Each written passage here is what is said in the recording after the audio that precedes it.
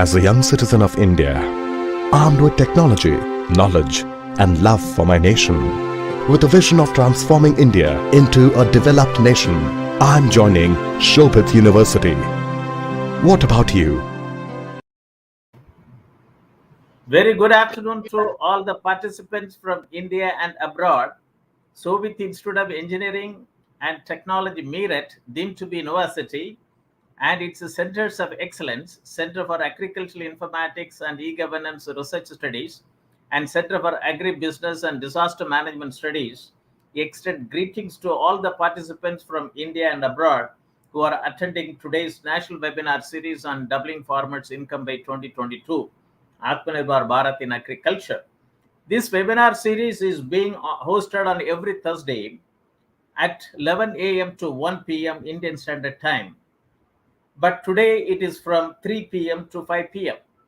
Today is 1st September 2022. The webinar is on very important topic, harnessing opportunities in rainfed areas, pathway to prosperity. On behalf of the Honorable Chancellor, Honorable Vice Chancellor, the faculty members of the university, and on my behalf, and as Professor Emeritus and Chairman of Centers of Excellence, Center for Agricultural Informatics and E-Governance Research Studies, and Center for Agribusiness and Disaster Management Studies, Center for Informatics Development Solutions and Application, Center for Industry 4.0 Technology Studies and Application, and Center for Health Informatics and Computing. Let me welcome today's guest speaker to deliver the talk in the 91st edition of this national webinar series, Dr. Vinod Kumar Singh. We welcome you, sir. And he is the director of Indian Council of Agricultural Research, Central Research Institute for Dryland Agriculture, Hyderabad. I wish to inform the participant and the speakers of that the university regularly conducts two webinar series, namely National Webinar Series on Doubling Farmers' Income by 2022, Atmanirbhar Bharat in Agriculture on every Thursday, and International Webinar Series on Open Source Digital Technologies towards Self-Reliant India, Atmanirbhar Bharat, on every Saturday. For the benefits of the participant and the guest speaker, so far under this webinar series, we have organized 90 webinars on very important topic: role of agricultural cooperative societies and e-governance. This was inaugurated by Dr.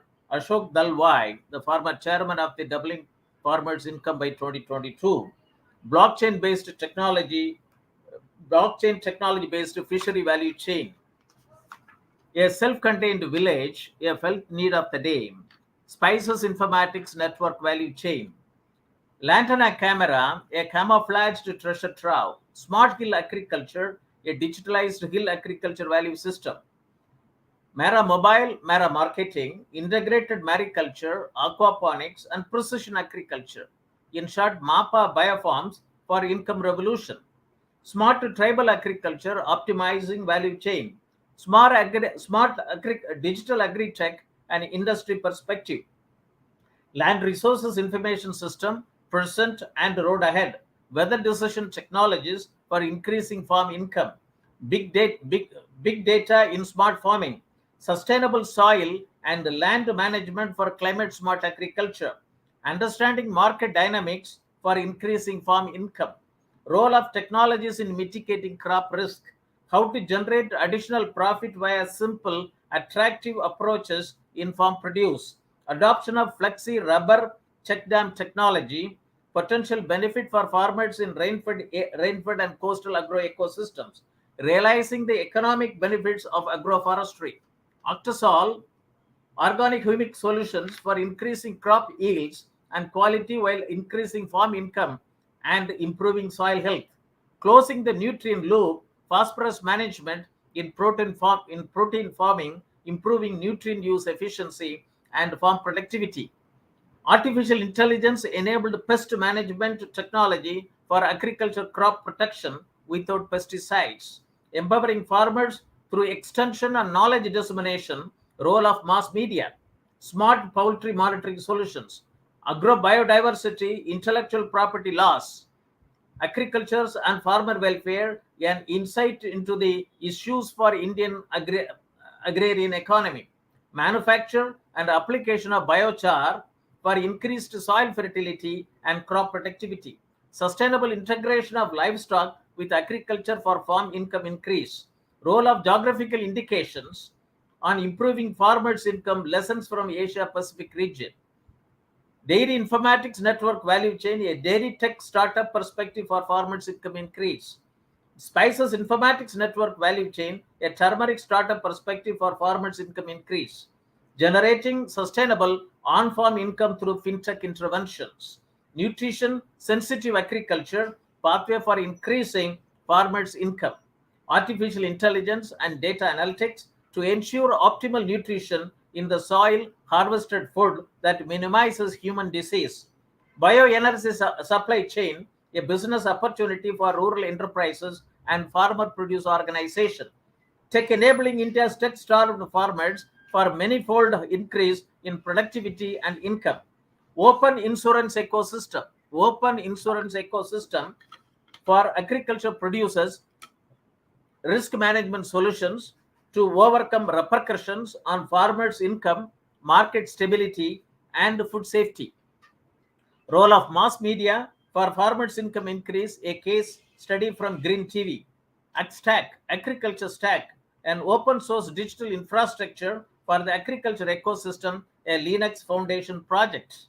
Circular bioeconomy towards bio-resilience, urgent need for redefining raw material and modified waste management policies and regulations. Agritech, a new horizon in Indian agriculture, supporting of farmers for marketing will only help doubling of income by 2022. Rural transformation for farmers' income increase, a case study from impoverished districts in Maharashtra. Mobile-enabled software as a service to solve complex supply chain challenges, a case study from Daily Orders. John Deere's journey in India, integrated precision agriculture solutions, doubling the income of farmers through eco-agri revolutions, by Padma Shri Dr. M.H. Mehta, former Vice Chancellor, Gujarat Agriculture University. Bayer's carbon farming initiative. Post-production intervention, maximizing value for farmers. BAFE models of revival of traditional water management systems to enable doubling of farmers' income should be adopted to farmers' welfare as a new paradigm instead of farmers' income, by Dr. Satyasai, Chief General Manager, NABARD.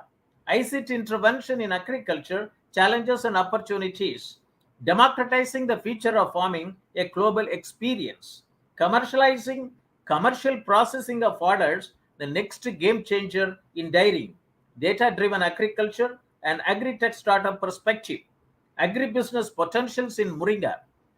Agricultural income pathway, strengthening links between agricultural activities and nutrition outcomes. Technology, education, research and rehabilitation for the environment. Cultivating dignity for the farmers. Model Village Development Program, a case study from Maharashtra. Market farmers collective with value addition, powerful business model for income increase for small and marginal farmers. Lessons from Operation Flood for transforming agriculture and food systems. Sustainable food production, agriculture marketing in India, defects therein, and remedial measures, if any. Small-scale fisheries and their contribution to rural livelihoods, case studies from developing countries. Impacting lives through livelihood promotion and value chain development, case study of Vruti Impact Model.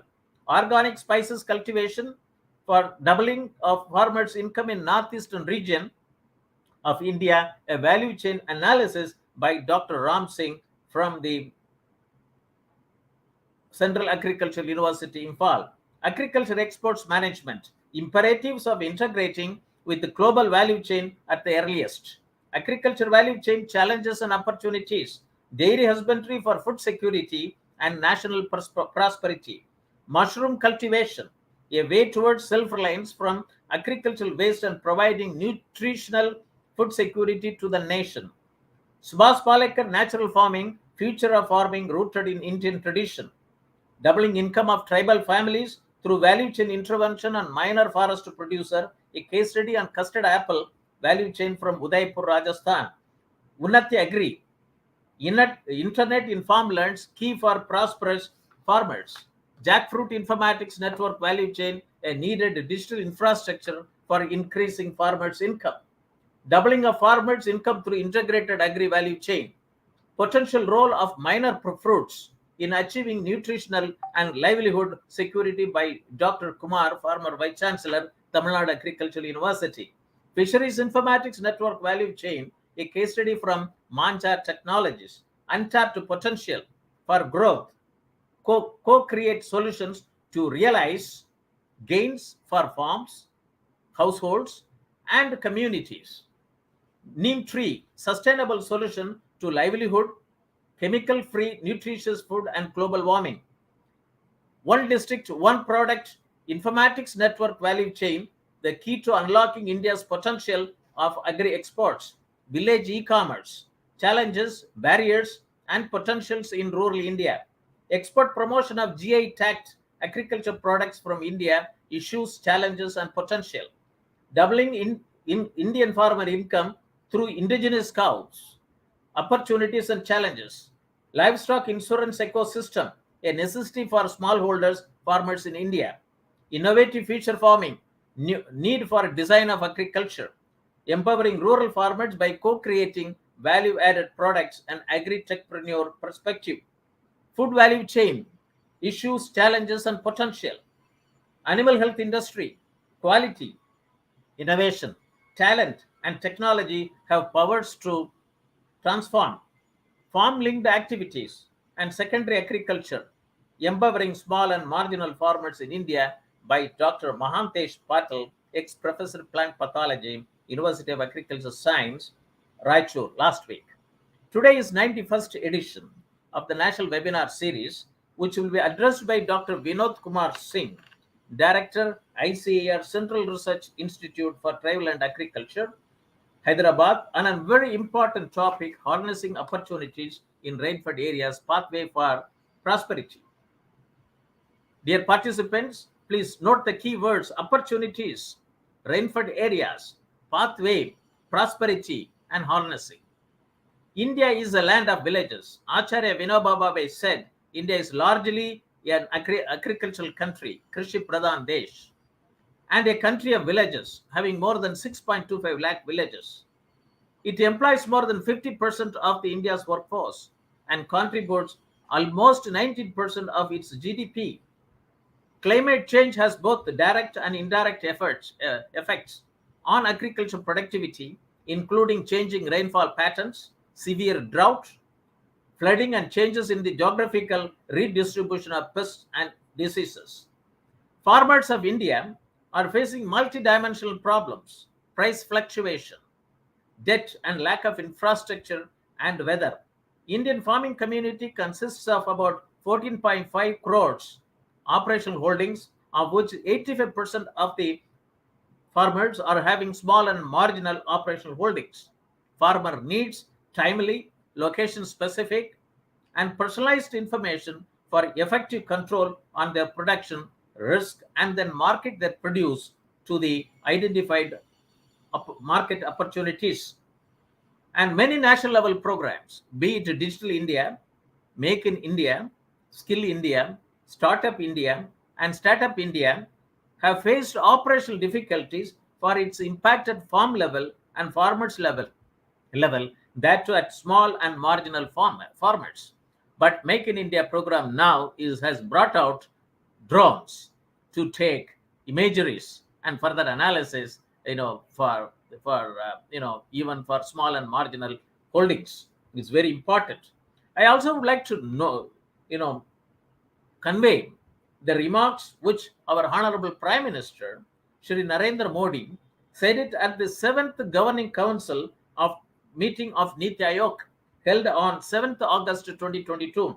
In his opening address, he said he stressed the need to focus on modernized agriculture, animal husbandry, and food processing to become self-sufficient and global leader in the agriculture. In the closing remark, he said, I quote, each state should focus on promoting trade, tourism, and technology. He even acronymed TTT. Via every Indian mission around the world, the state must focus on reducing imports, increasing exports, and identifying opportunities thereof. I would like to quote from some recommendations from the Doubling Farmers' Income by 2022 towards digitalization of agriculture systems. I was closely associated with the Doubling Farmers' Income Committee report. I was the group leader for 2 volumes, Volume 11 and Volume 12B. Volume 12B talks about digital technology in agriculture, which has given 7 mission mode programs. And if this is done, an Indian agriculture system will be completely digitalized. I would like to quote for the benefits of the audience and also our honorable guest speaker. Number 1, digitalized agriculture, digital technology and innovation in agriculture. Synergization of Digital India, Make in India, Skill India, and Startup India programs for transformational reforms in agriculture sector through smart irrigated farming, smart rainfed farming, and smart tribal farming, digitalized agromet advisories and agricultural risk management solutions, digitalized agricultural resources information system and micro-level planning for achieving smart village and smart farming, digitalized value chain for about 400 agriculture commodities, digitalized access to inputs, technology, knowledge, skill, agricultural finance, credit and marketing and agribusiness management and to the farmers, digitalized integrated land and water management systems, per drop more crop, digitalized farm health management for reduction of farmers' loss. This is a very important recommendation. This is to look at an integrated view of human health, plant health, animal health, soil health, water health, fish health, and environmental health. And this is a $1 trillion digital data economy. Using a GIS technology on a village, if this data is seen together, there is no need for lockdown in near future. Atmanirbhar Bharat is the road ahead, is the mission of our Honorable Prime Minister, Shri Narendra Modi, of making India a self-reliant nation rested on 5 I's: intent, inclusion, investment, infrastructure, and innovation based on 5 pillars: quantum jump in economy, infrastructure, one that represents modern India, systems 21st century technology driven, vibrant demography, and demand whereby strength of our demand and supply chain should be utilized to full capacity. And during the third tranche of Atmanirbhar Bharat Abhiyan, Government of India has given 1.5 lakh crore as a booster to the agriculture sector, which included 1 lakh crore to agriculture cooperative societies, farmer producer organization, and startups for boosting farm gate infrastructure. And this is very important. And we also have a strategic plan for the next 25 years from India at 75 to India at 100. That is labeled as Amrit Call led up to 100, and which has a vision complementing the macroeconomic growth focus with the microeconomic level all-inclusive welfare focus, promoting digital economy and fintech, technology-enabled solutions, and energy transition and climate action, and relying on virtuous cycle starting from private investment with the public capital investment helping to crowd in private investment, and also come out with the blueprint for the Amrit Call, and it is very important. And I also would like to quote the Prime Minister's Independence Day speech on 15th August 2022. He has given Panch Pran of Amrit Call: goal of developed India, remove any trace of colonial mindset, take pride in our roots, unity, and our citizens' responsibility. And we have 17 sustainable development goals and 169 targets to be achieved to have the future we want. Farm-linked activities and secondary agriculture, which will empower small and marginal farmers in India, whether it is irrigated area or rainfed area or tribal area. And the Dalwai Committee report recommendations talks about 13 strategies: demand-driven agricultural logistic systems, developing hub and spoke systems, market intelligence systems, agricultural value systems, farmer-centric national agriculture marketing systems, promoting sustainable agriculture, effective input management, enhancing production through productivity, farm-linked activities, agriculture risk assessment and management, empowering farmers through agriculture extension and ICT, research and development ICT, which had the volume 12B, digital technology in agriculture, and structural and governance reforms in agriculture. And this is very important. This national webinar series on doubling farmers' income stresses this recommendation. Today's topic is harnessing opportunities in rainfed areas, pathway to prosperity. Rainfed farming, for the benefits of the audience, which consists of research scholars, startups, NGOs, and policymakers, both from the state government and the district, and the central government. This video link goes to Prime Minister's office and also Minister of Agriculture. Rainfed agriculture occupies about 51% of country's net sown area and accounts for nearly 40% of total food production. Rainfed agriculture is complex, highly diverse, and risk-prone. It is characterized by low levels of productivity and input usage coupled with vagaries of monsoon emanating from climate change, resulting in wide variation and instability in crop yields. In view of the growing demand for food grains in the country, there is a need to develop and enhance the productivity of rainfed areas. If managed properly, these areas have tremendous potential to contribute a large share in food production and faster agricultural growth compared to irrigated areas which have reached a plateau, according to the website of the Ministry of Agriculture. And we also have got various schemes. I would like to mention some of the schemes for the benefits of the audience. National Mission on Sustainable Agriculture, which has come out with an operational guidelines to 2014, and it's available in the Department of Agriculture and Cooperation website. It has got two components, very important components: Rainfed Area Development, RAD, and Pradhan Mantri Krishi Sinchai Yojana. Rainfed Area Development, it says that it will adopt an area-based approach for development and conservation of natural resources along with the farming system. This component has been formulated in a watershed plus framework, that is to explore potential utilization of natural resource base assets available or created through watershed development and soil conservation activities intervention under Mahatma Gandhi Rural Employment Guarantee Scheme, NWD-PRA, RVP, and FPR, and integrated watershed management programs.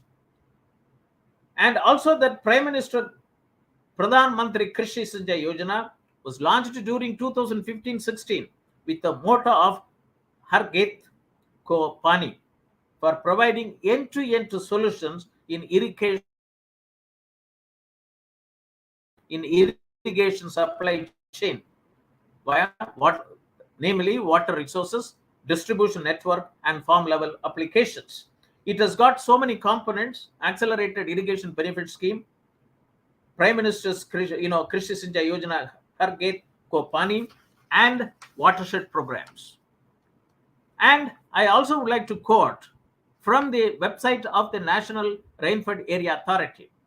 According to the CEO, he has given his viewpoints very clearly.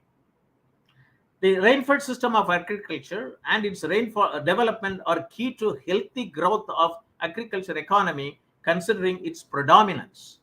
Unfortunately, while India's extent of Indian rainfed area is the largest in the world, its productivity at 1 ton per hectare is one of the lowest.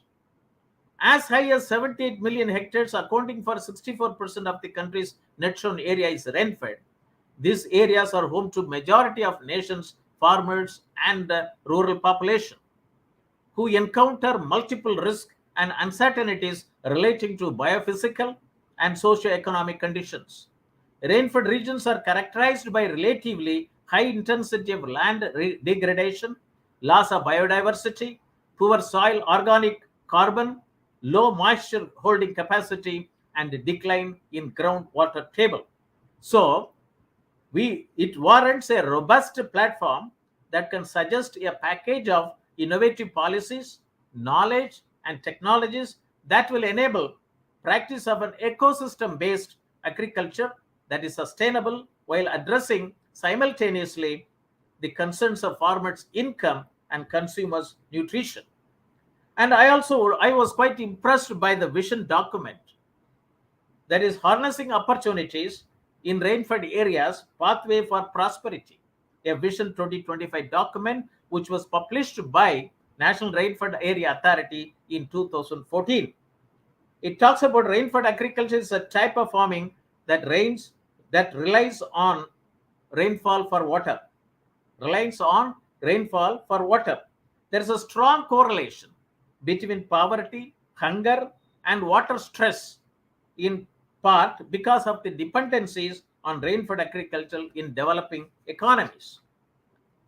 Rainfed agriculture is complex, highly diverse, and risk-prone. Dr. Ashok Dalwai Committee on Doubling Farmers' Income by 2022 has recommended smart rainfed farming in its report 2018, volume 12B, Digital Technology in Agriculture. With the proper management, rainfed areas have the potential of contributing a larger share to food grain production. In fact, the potential is such that there is more opportunity for faster agricultural growth here than in irrigated area. And I would also like to quote an article written by the Deputy Managing Director of NABARD on 2nd November 2021, Mr. Kumar, need to boost rainfed farming. He talks about agroecology in Dryland region can bolster nutrition security. Introducing agroecology in rainfed areas could thus be a good policy option. The design elements of such intervention must start from seeds and end with markets. Design elements of such intervention must start from seeds and end with markets. Codifying endemic land races, collecting their seeds, creating a repository of indigenous knowledge curated from formal and civil society, improving land races through plant selection or plant breeding, developing agroeconomic practices, region-specific orientation, institution, gender convergence with other programs, marketing strategies, metric for measurement and technology as an enabler are some of the key design elements. And I'm very happy to bring out such important inputs for the benefit of the audience who will be watching the talk by our Honorable Dr. Vinod Kumar Singh. I also would like to quote a national level conference come workshop on doubling farmers' income, strategies for rainfed agriculture, organized by National Institute of Agriculture Extension Management, on 15th to 16th November 2019. That is on doubling farmers' income, strategies for rainfed agriculture. It talks about need for capacity building and skill development of farmers and rural youths on modern technology on dairy farming and vegetation, which will help soil and water conservation. Now let us return to the address by Dr. Vinod Kumar Singh, Director, ICAR-Central Research Institute for Dryland Agriculture, Hyderabad, on a very important topic, harnessing opportunities in rainfed areas, pathways to prosperity.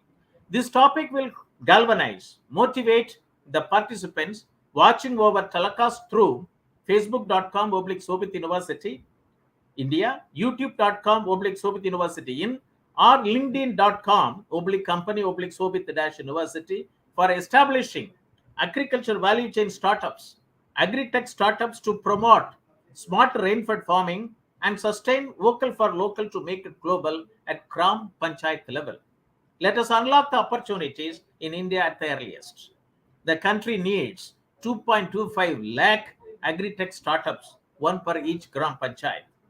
Let me introduce our guest speaker to the audience, Mr. Manish.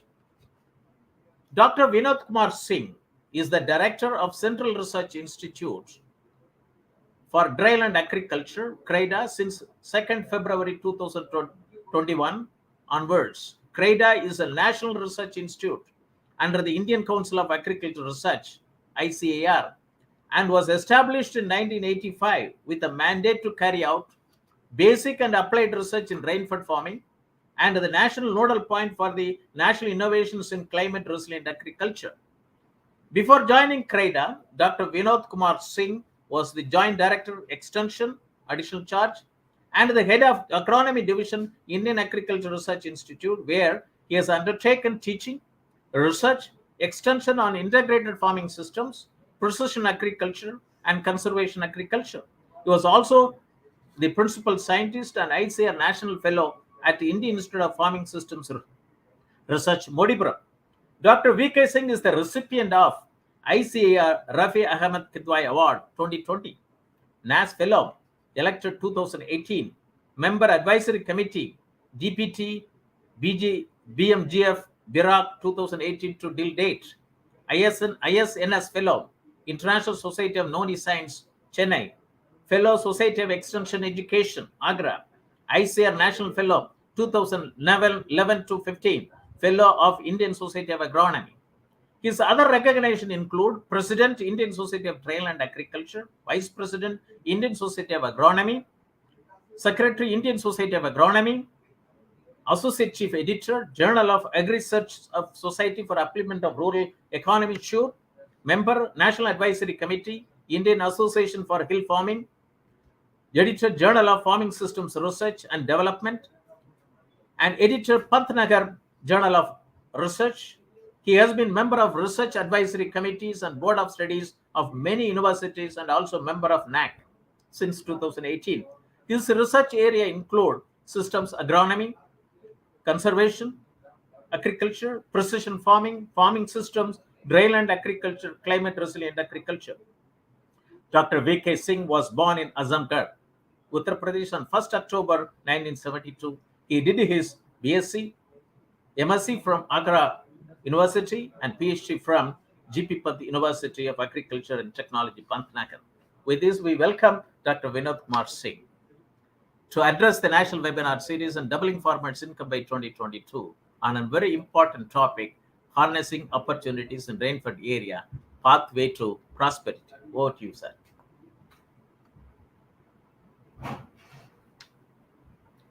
Thanks to organizers for selecting me to deliver this very important topic, harnessing opportunity in rain-fed areas, pathway to prosperity. Friends, this particular, it is visible. The slides are visible.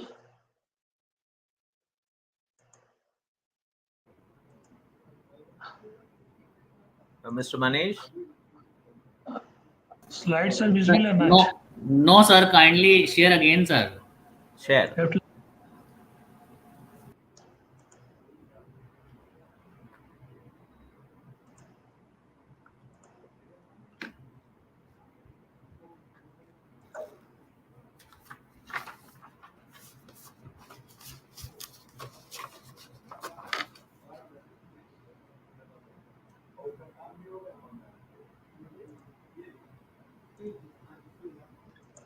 What happened?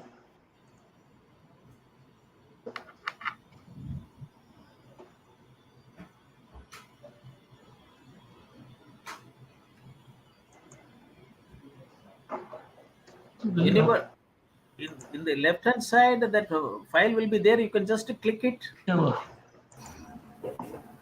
What is So again, click on the share slide, or sir, click. You can share screen, sir.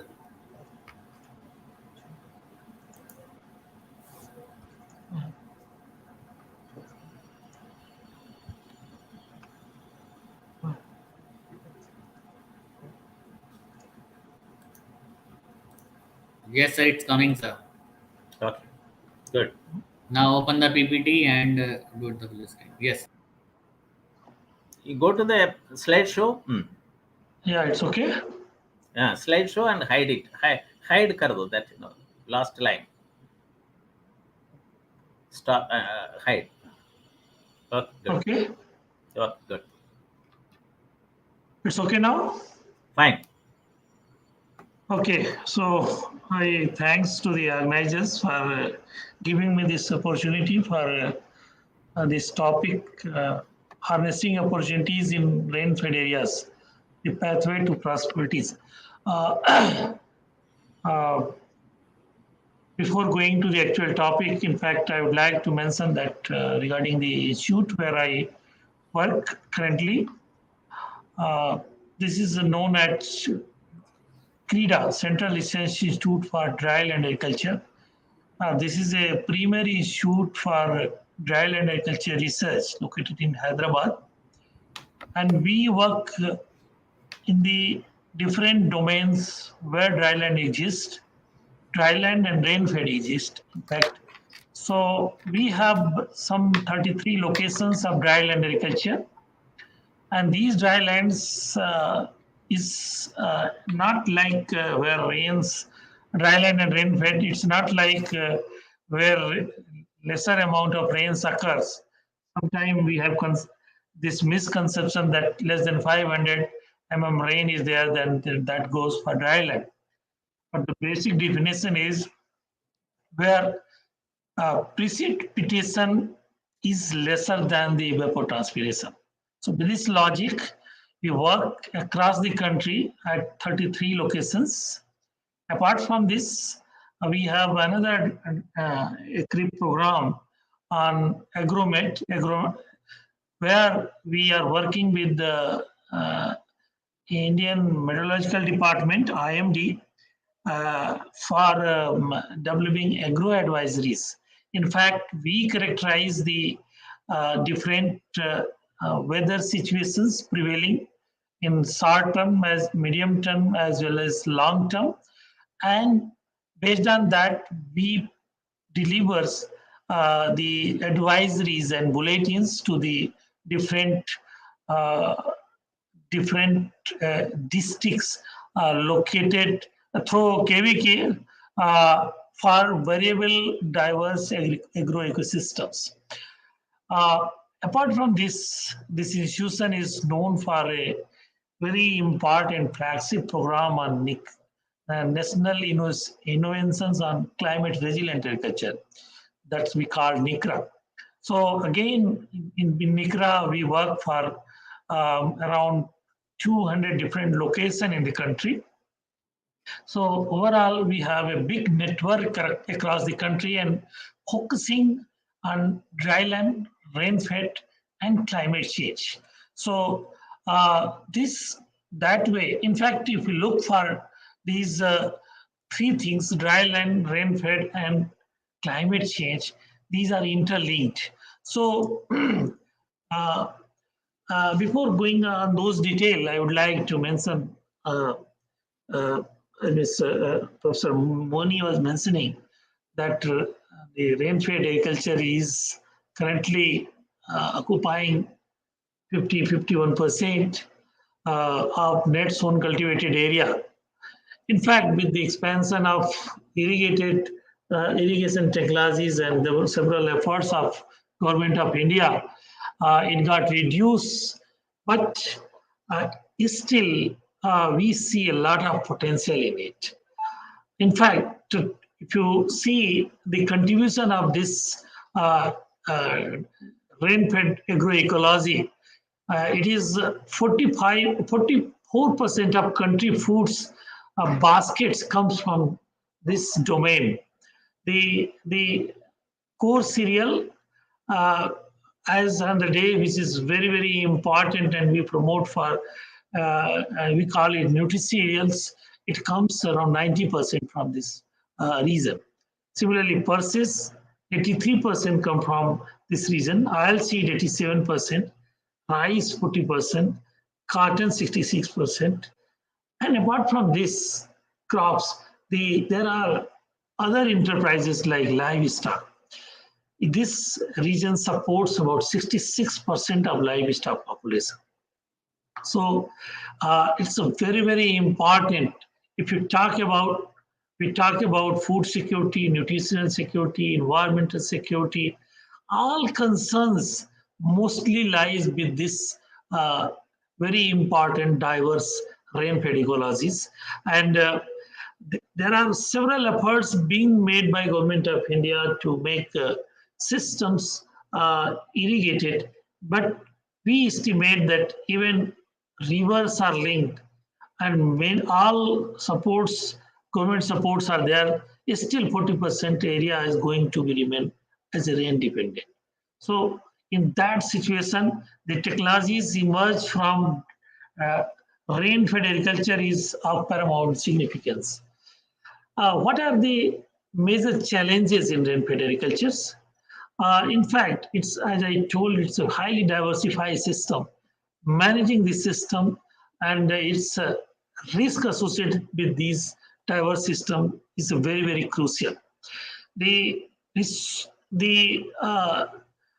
land holding in this region is very highly variable, small, and land resource base is very poor. So we cannot sustain the existing land resource base.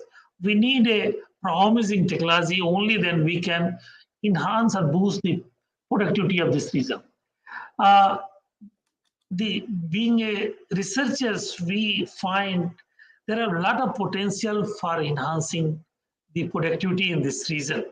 As a researcher, we had sometime 300%, more than 300% yield gain at our experimental field, but at the field level, still the average productivity is around 9.5 quintal per hectare.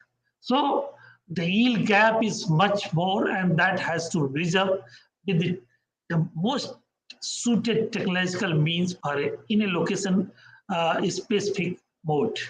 The water, which is a very important aspect for enhancing productivity in this region. The region we call dryland soils are hungry, not thirsty. Means if you provide the sufficient amount of water, the gains is many-fold we can have. And also, since climate change is now becoming a major challenge, and this domain is highly vulnerable and going to affect with climate change. So with the climate change, the cropping patterns are also changing. So how the changing in cropping pattern, which can suit to the existing climate scenario, that is another issue with all of us. Of course, these systems having a very poor soil health because of non-appropriate cultivation measures, and the management of soil health is very difficult in comparison to irrigated ecology. So soil health, the focus on managing soil health is also important in diverse climate change scenario as well as changing cropping patterns systems. The farming nowadays, farming is going to tune with the mechanization, but if you compare with the irrigated ecology, the rain-fed ecology is the mechanization level is very low and very skewed. So we have to have a more focus on this mechanization. Otherwise, it's all, since rain-fed ecosystem is purely climate and weather dependent. So we cannot attain the goal without appropriate mechanization technique. And then only we can talk about doubling farmer income, or sustainable development goals, or land degradation utility. So I would like to just mention one important issues nowadays being raised, the global warming. In fact, see the global temperature. We got collected data for almost 250 years, and we find till 1960 there was not much change in the temperature. Of course, a slight change was there in global temperature, but beyond 1960, and that's matched with our green revolution era also, it has sudden increase in the temperature, and the average temperature, the warming is going to be 0.85 degrees centigrade over a period of 1890 to 2012. So that sort of temperature increase is affecting all the sectors, including agriculture. And within the agricultures, all enterprises from field to fork is going to be affected. So these kind of so many evidences we are witnessing, and that's why this focus on climate change and climate change research is now getting prominence. And one of our study in India, where annual rainfall and annual temperature we studies, and we find you see in the upper one, this map, the temperature increase where 95% at 95% level of significance was significant in most of the part of the country. Similarly, in rainfall, the decrease in rainfall from 1951 to 2010, based on the data available from IMD, it was fine in most of the state. It is decreasing, significantly decreasing, and there are some states where it's not affected, and that belongs to the states like Jammu and Kashmir and Rajasthan. So this kind of the variation in temperature and rainfall causing several extreme events. If you recall the extreme events in past 20 years, it's now a regular phenomena, and so many cyclone, heat wave, cold wave, floods, droughts we are witnessing in same time in different parts of the country. In currently we are facing a drought in eastern IGP, and same time the flood was noticed in the states like Telangana, a state like Rajasthan.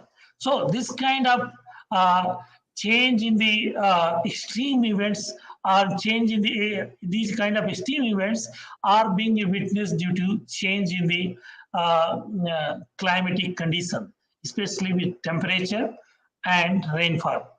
Recently, friends, the heat waves, which was noticed in whole IGP, and not only IGP, it was affecting till Madhya Pradesh and many states surrounding to IGP. And we notice there is a loss of wheat productivity to the tune of ranging from 3 to 8%. And not only wheat, the many other crops like the mango fruiting, the vegetables like tomato, the poultry sector, as well as dairy, livestock, milk production was also affected with this heat wave. So this kind of scenario is leading us to think and rethink on the climate change aspect and how it can be addressed. And just for information, I would like to mention the in India the total share of agriculture is just 16% in the global GHG emission. And if you look in within the agriculture, the intrinsic formation, particularly from livestock, it is 54%. Followed Kumar, by Dr. Kumar, can you check Yeah. up? There is some internet disturbances is there from your side. Just ask them to tune it. Okay. It's okay. Now, for quite some time, for it was giving some sort of disturbance. Please, take care of. Okay, carry on, please. Yeah. Okay. So, internet disturbances. Okay. Sorry, we could not see it. So intrinsic fermentation is another important aspect which we generally don't talk, but livestock is equally important sector in agriculture, and it contributes 154% of total GHG emission. So they're using the data sets for different sectors. They collected from our IPCC recommendation. We worked out how it's going to impact in our agriculture production system. For example, rice. Rice in irrigated ecology, there is a loss of 4% between 2010 to 2039. These are some projections. And similar, but the rainfed rice, which we are discussing today, is more affected. It is by around 6%. So this kind of the impacts on crops, other crops like wheat. If there is increase of 1 degree centigrade in mean, max, and minimum temperature at vegetative and grain filling stage, which can reduce yield by 360 to 265 kg. So, which we have noticed this year in terms of wheat wave. So, these things are happening, and we have to very much caution how to tackle these situations so that we can ensure our food security, enhance the profitability along with nutritional security. So in that context, some of the expected function for rainfed agriculture, just I have noted down. The sustainability and profitability of rainfed production system. In fact, that is our prime agenda, so that we can pay the resource, and we can strengthen our resource in such a way which can be available for our future generation.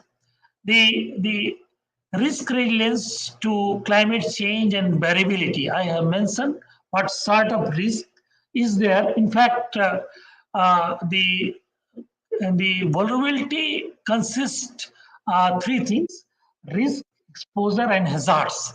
So if you look in climate change perspective, we have to see together, and we have to address in such a way that the vulnerability can be minimized.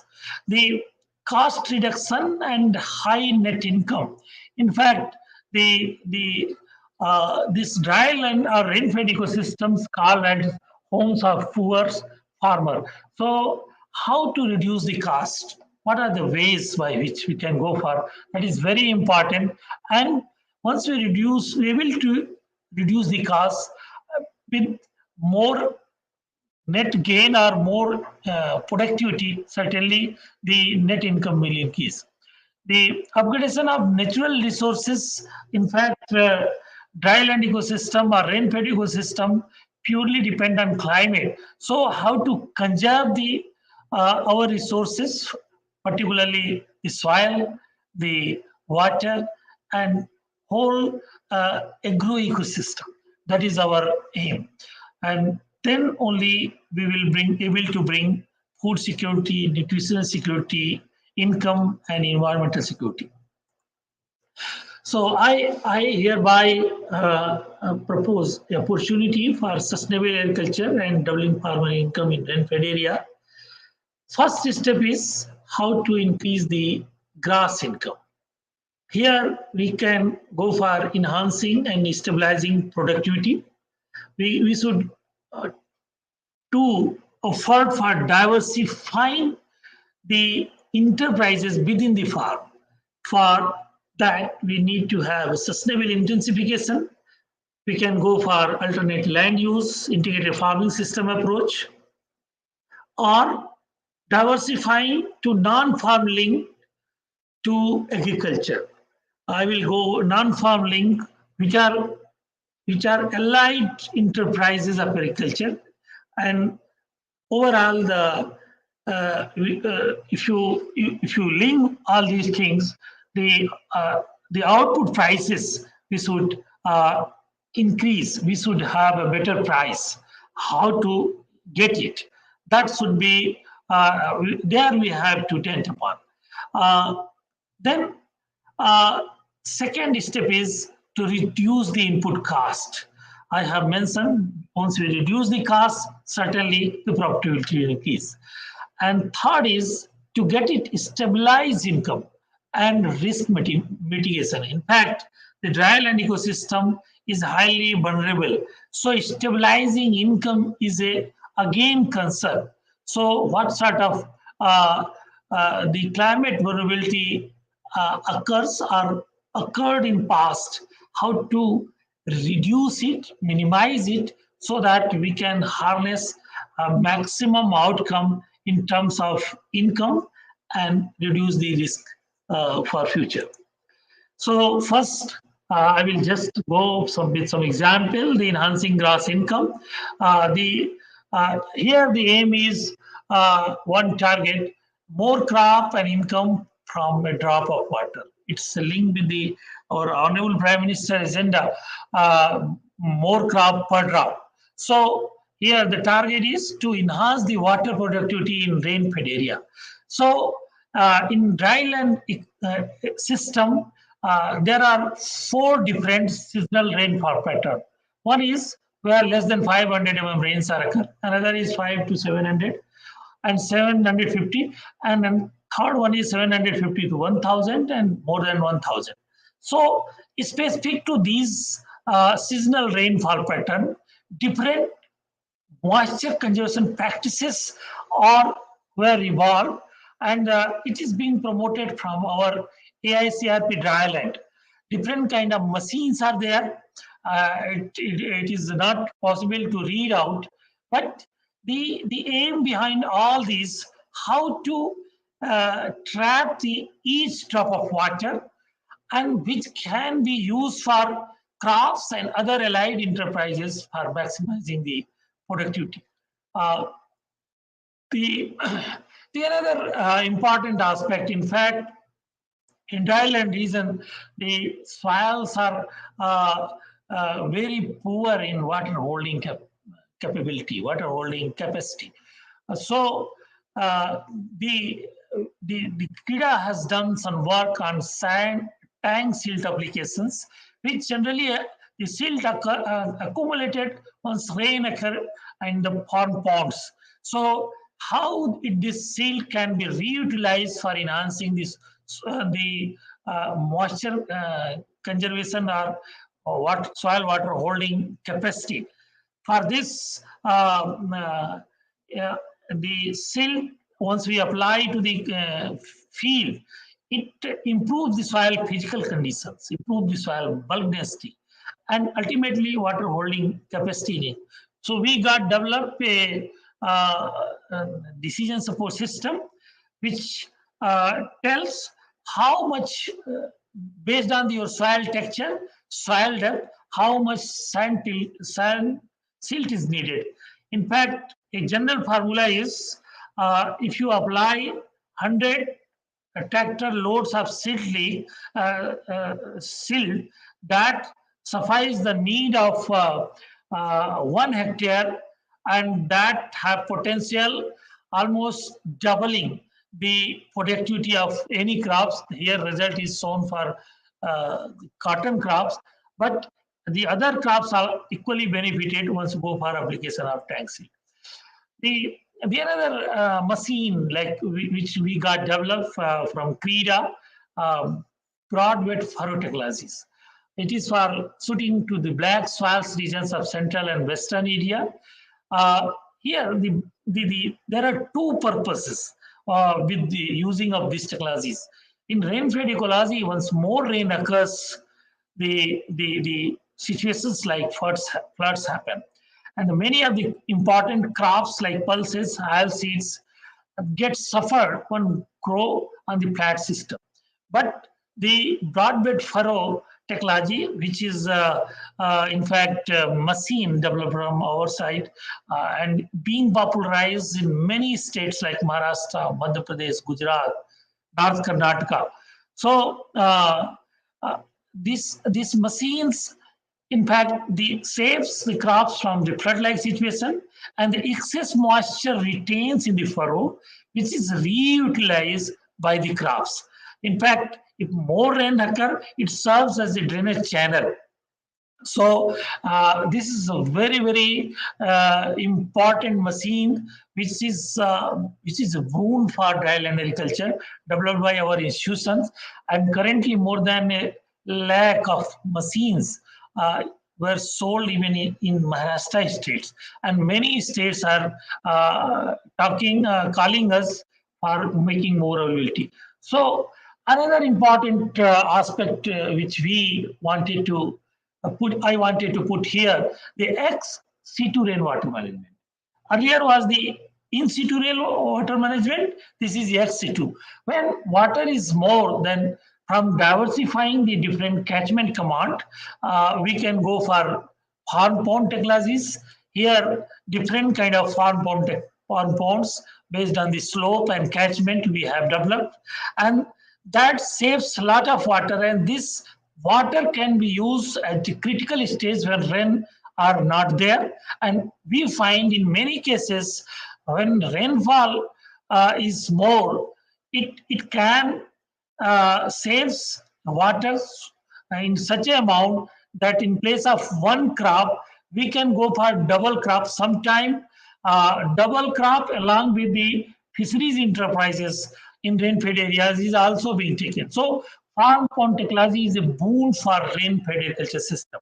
And many other enterprises like poultry, duckery, fishery, horticulture can be integrated with these farm pond technologies, and the income and the stability is very high with this farm pond technologies. We got developed this farm pond technology with the modern tools and techniques, like the different kinds of linings with soils, and apart from this, the solar-based system, solar-based micro irrigation system, coupled with farm pond technologies, we got developed and being adopted in our adopted villages of different parts of the country, which have almost 3 to 4 times more water efficiency. The same amount of water which we are using in flooding system, if you go for solar-based system, 3 to 4 times of micro irrigation system coupled with solar, we are able to increase the water efficiency. Here, the energy footprint get reduced, water footprint get reduced, and carbon sequestration increase. So the purpose behind this kind of mechanization or mainstreaming the climate resilient technology, we call it farm pond, solar-based farm pond technology, serving to reduce the GHG emission and enhancing the carbon sequestration. That is the ultimate aim of the rain-fed agriculture as on the day. We got developed different kind of structure, how much catchment area, red soil or black soil, and their capacity. Based on the capacity, how much area can be sown within this, how much area can be irrigated within the existing cropping system, or with intensification of cropping system, how much that sort of calculation and decision supports are developed. The another means for conserving the moisture is percolation tank. In fact, the percolation tanks, it involves it's a system where we store the runoff water, and it's sometimes the surface storage is, if not possible, for the longer time, this kind of tanks serve for recharging the aquifer, and again that can be bring for the further use to the different crops. Uh, this is one model which we have shown in the southern Karnataka, the Borewell Recharge Pit. Here we find that 3 into 3 mm pit. If you go 3 into 3 into 3.85 mm pit, coupled with boulders, mosquito mess, charcoal, and sand. This figure is there. So with this, we can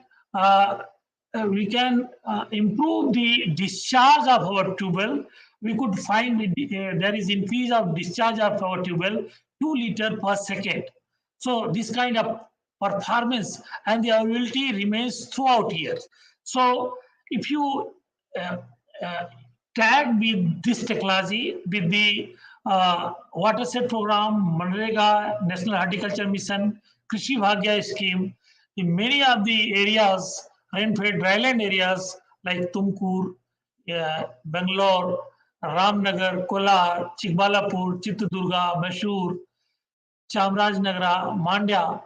These are the area where precipitation is there, but their accumulation is lesser. There we can introduce intensive system of cropping with this kind of recharging borewell. And these are, then another approach is crop diversification. So here we had to have 3 important kind of diversification needed in rainfed ecosystem. The first one is the crop substitution. Any crop which requiring more water, we should substitute with the less requiring water. But sometimes it happens, the crops we can't substitute because this is these are the staple food and there are socioeconomic constant. So we can go for varietal diversification. The diversification which variety is suited for given the moisture availability condition. For example, the finger millet variety MR is most climate resilient variety. This is more appropriate for growing a dryland region. Similarly, soybean JS9305, pigeon pea variety, the cluster bean, Kadri variety of groundnut. There are so many variety we identified in a location specific mode.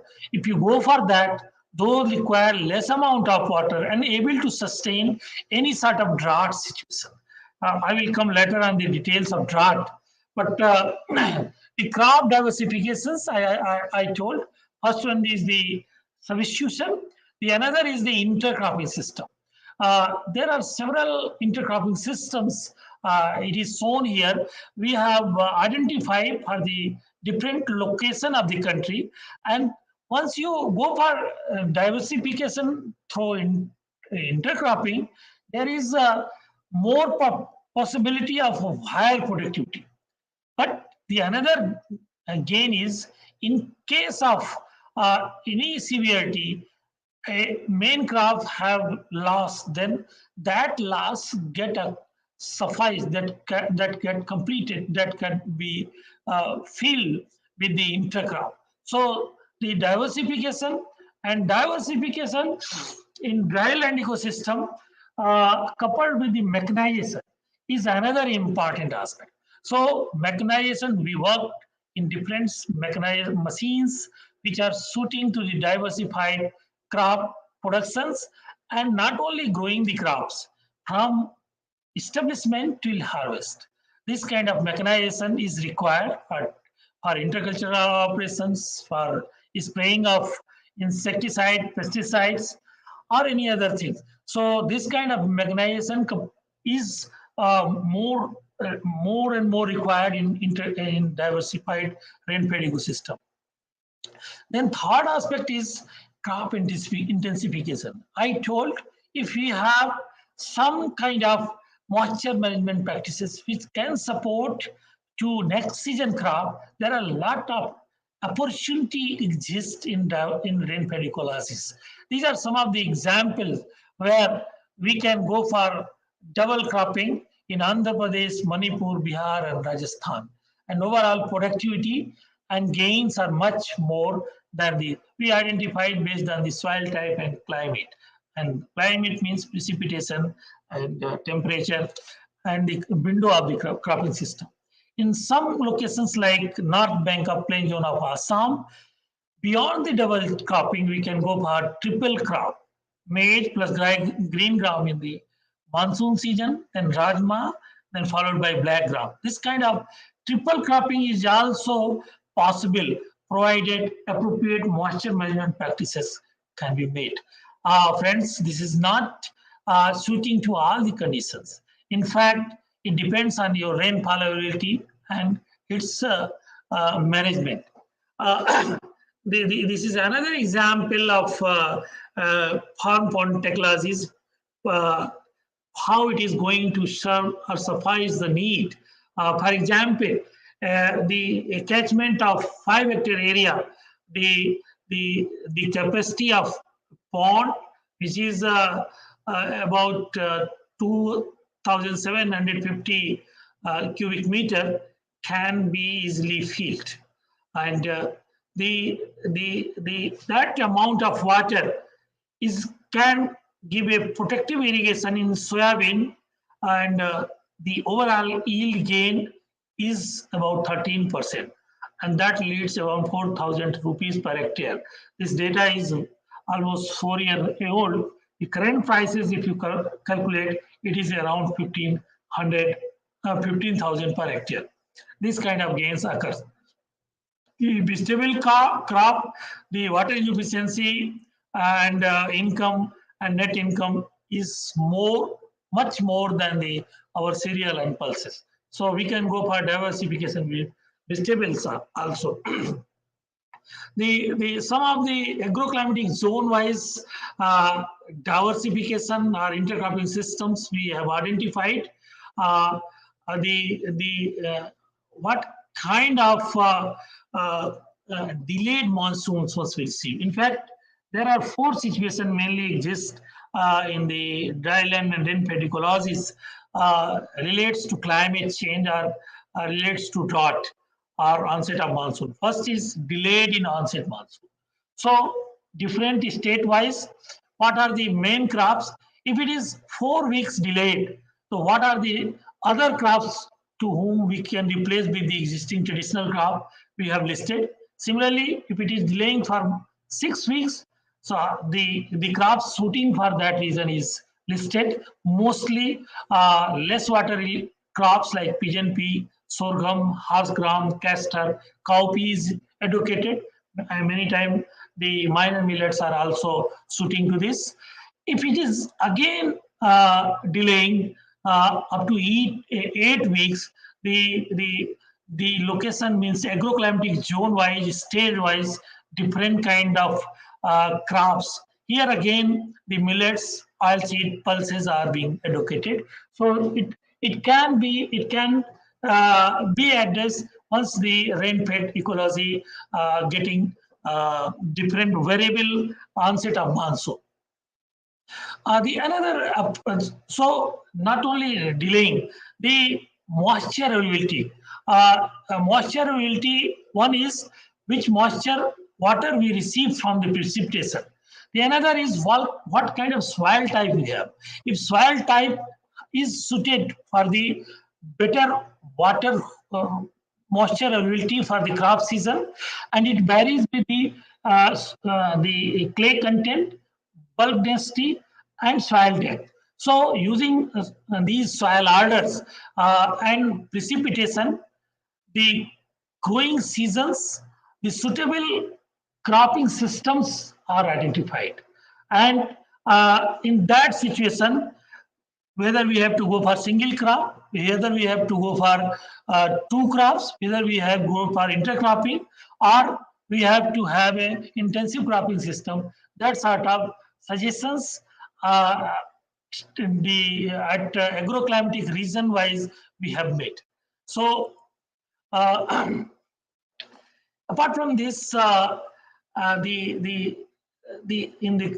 from crop and cropping system, there is another opportunity of land use diversification, alternate land use system, agroforestry system.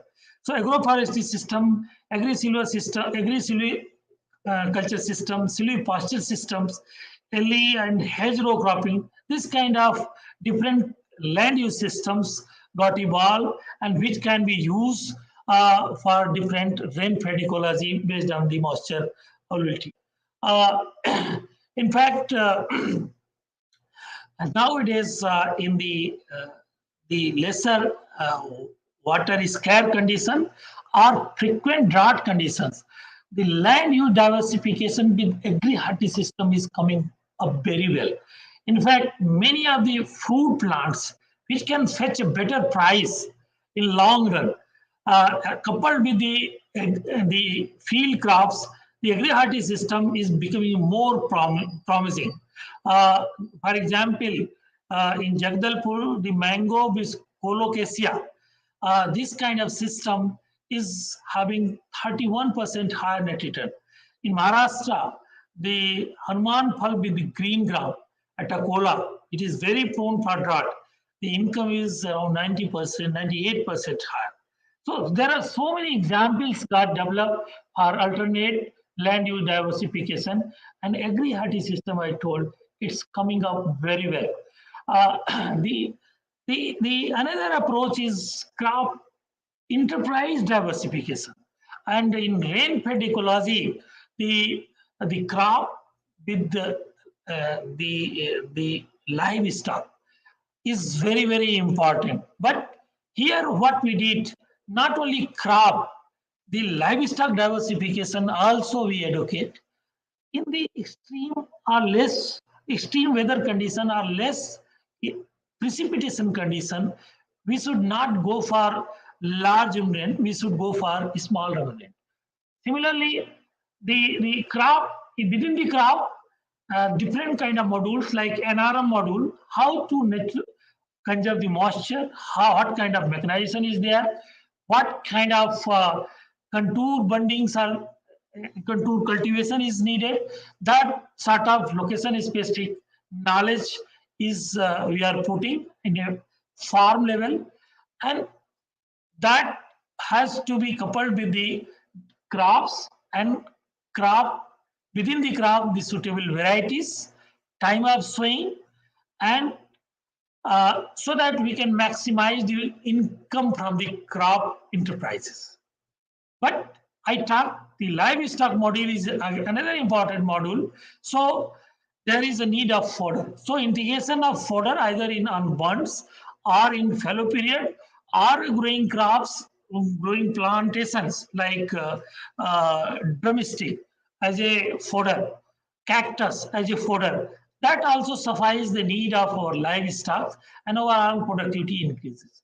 The horticulture, and the other perennial modules, if you integrate, they see the gains from improved practice is much higher. That is in rain-fed. It is about almost double than the existing one. So we got identified some of the rain-fed farming systems. What sort of strategies?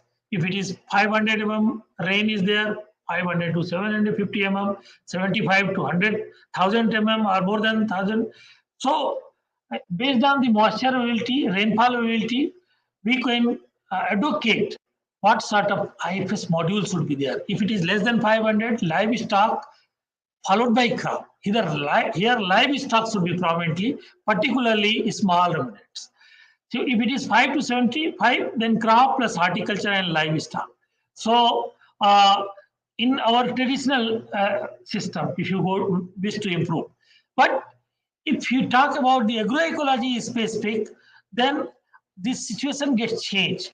The small ruminant we can adequate up to 750 of rainfall.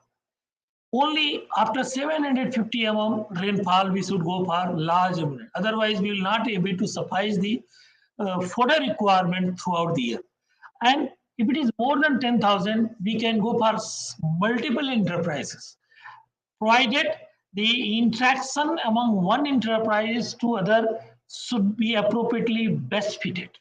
In fact, the IFS term itself says that the byproduct of one enterprise should become income, should input to the other enterprise. So complete integration or complementarity between the system is needed once we talk about the multiple enterprises at farm level. So, so we got identified the what kind of agro-entrepreneurship can be evolved with the potential diversification system. For example, agro-entrepreneurship can be done for malting, pulses, industrial oil, spices, textile, dairy, food. So using all, which combination, this is the list of combination and where it is going to best fit it, and that so we can our young youth can be attract in Rainfed, even in Rainfed ecology, for making is a career as a taking it as an entrepreneurship from the agriculture sector in different parts of the country where Rainfed exists. The diversification to non-farmland areas in agriculture. Here the diversification to non-farm means the other allied sector which is associated with the agriculture. Here, for example, seed production, processing unit, agri-clinics, custom hiring services, seed nursery supply units, vermicomposting, beekeeping, mushroom production. These things are equipment, repair and maintenance, food processing. This can be advocated for diversification viewpoint in agriculture. And the last is how to enhance the output price. Whatever the gains we have, how to increase. For that, there is need to have a linking farmers to ENAB to avoid the de-stress sales by the farmers. Similarly, the aggregation of produce for collective bargaining, to avoid the staggered sale and distress by the farmer. The improved holding capacity of produce by making warehouses and appropriate crop planning using the market intelligence, crop zoning. We can go for better or higher prices of commodity available with the farmers. So these are some of the ways by which we can enhance their income. And for this also, one example for PGNP we have taken here. We can go for commodity-based crop-specific zoning. For example, there is maybe a district having more than 8 lakh per hectare area, but the productivity is less than 0.6 ton per hectare. So here the scope is for productivity enhancements through NRM practices.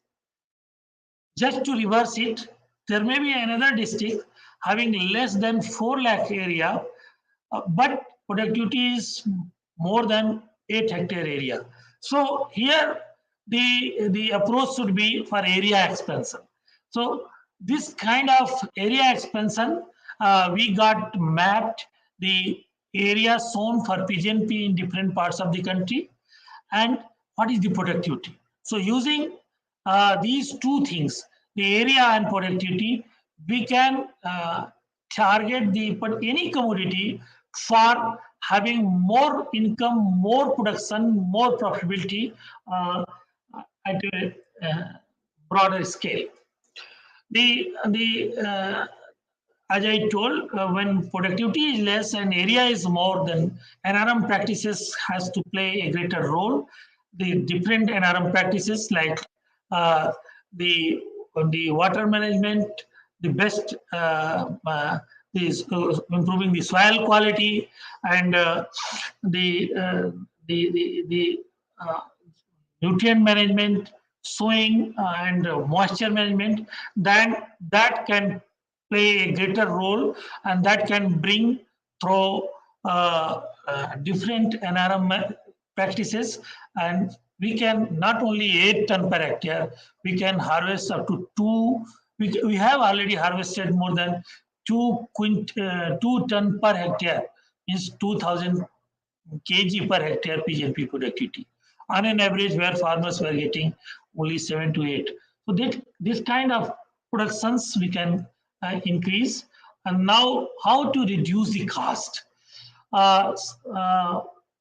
Hence, there are 2 mode of operation. One is dependency on the market for all the inputs. The another is the inputs should be maximum inputs should be generated at farm level.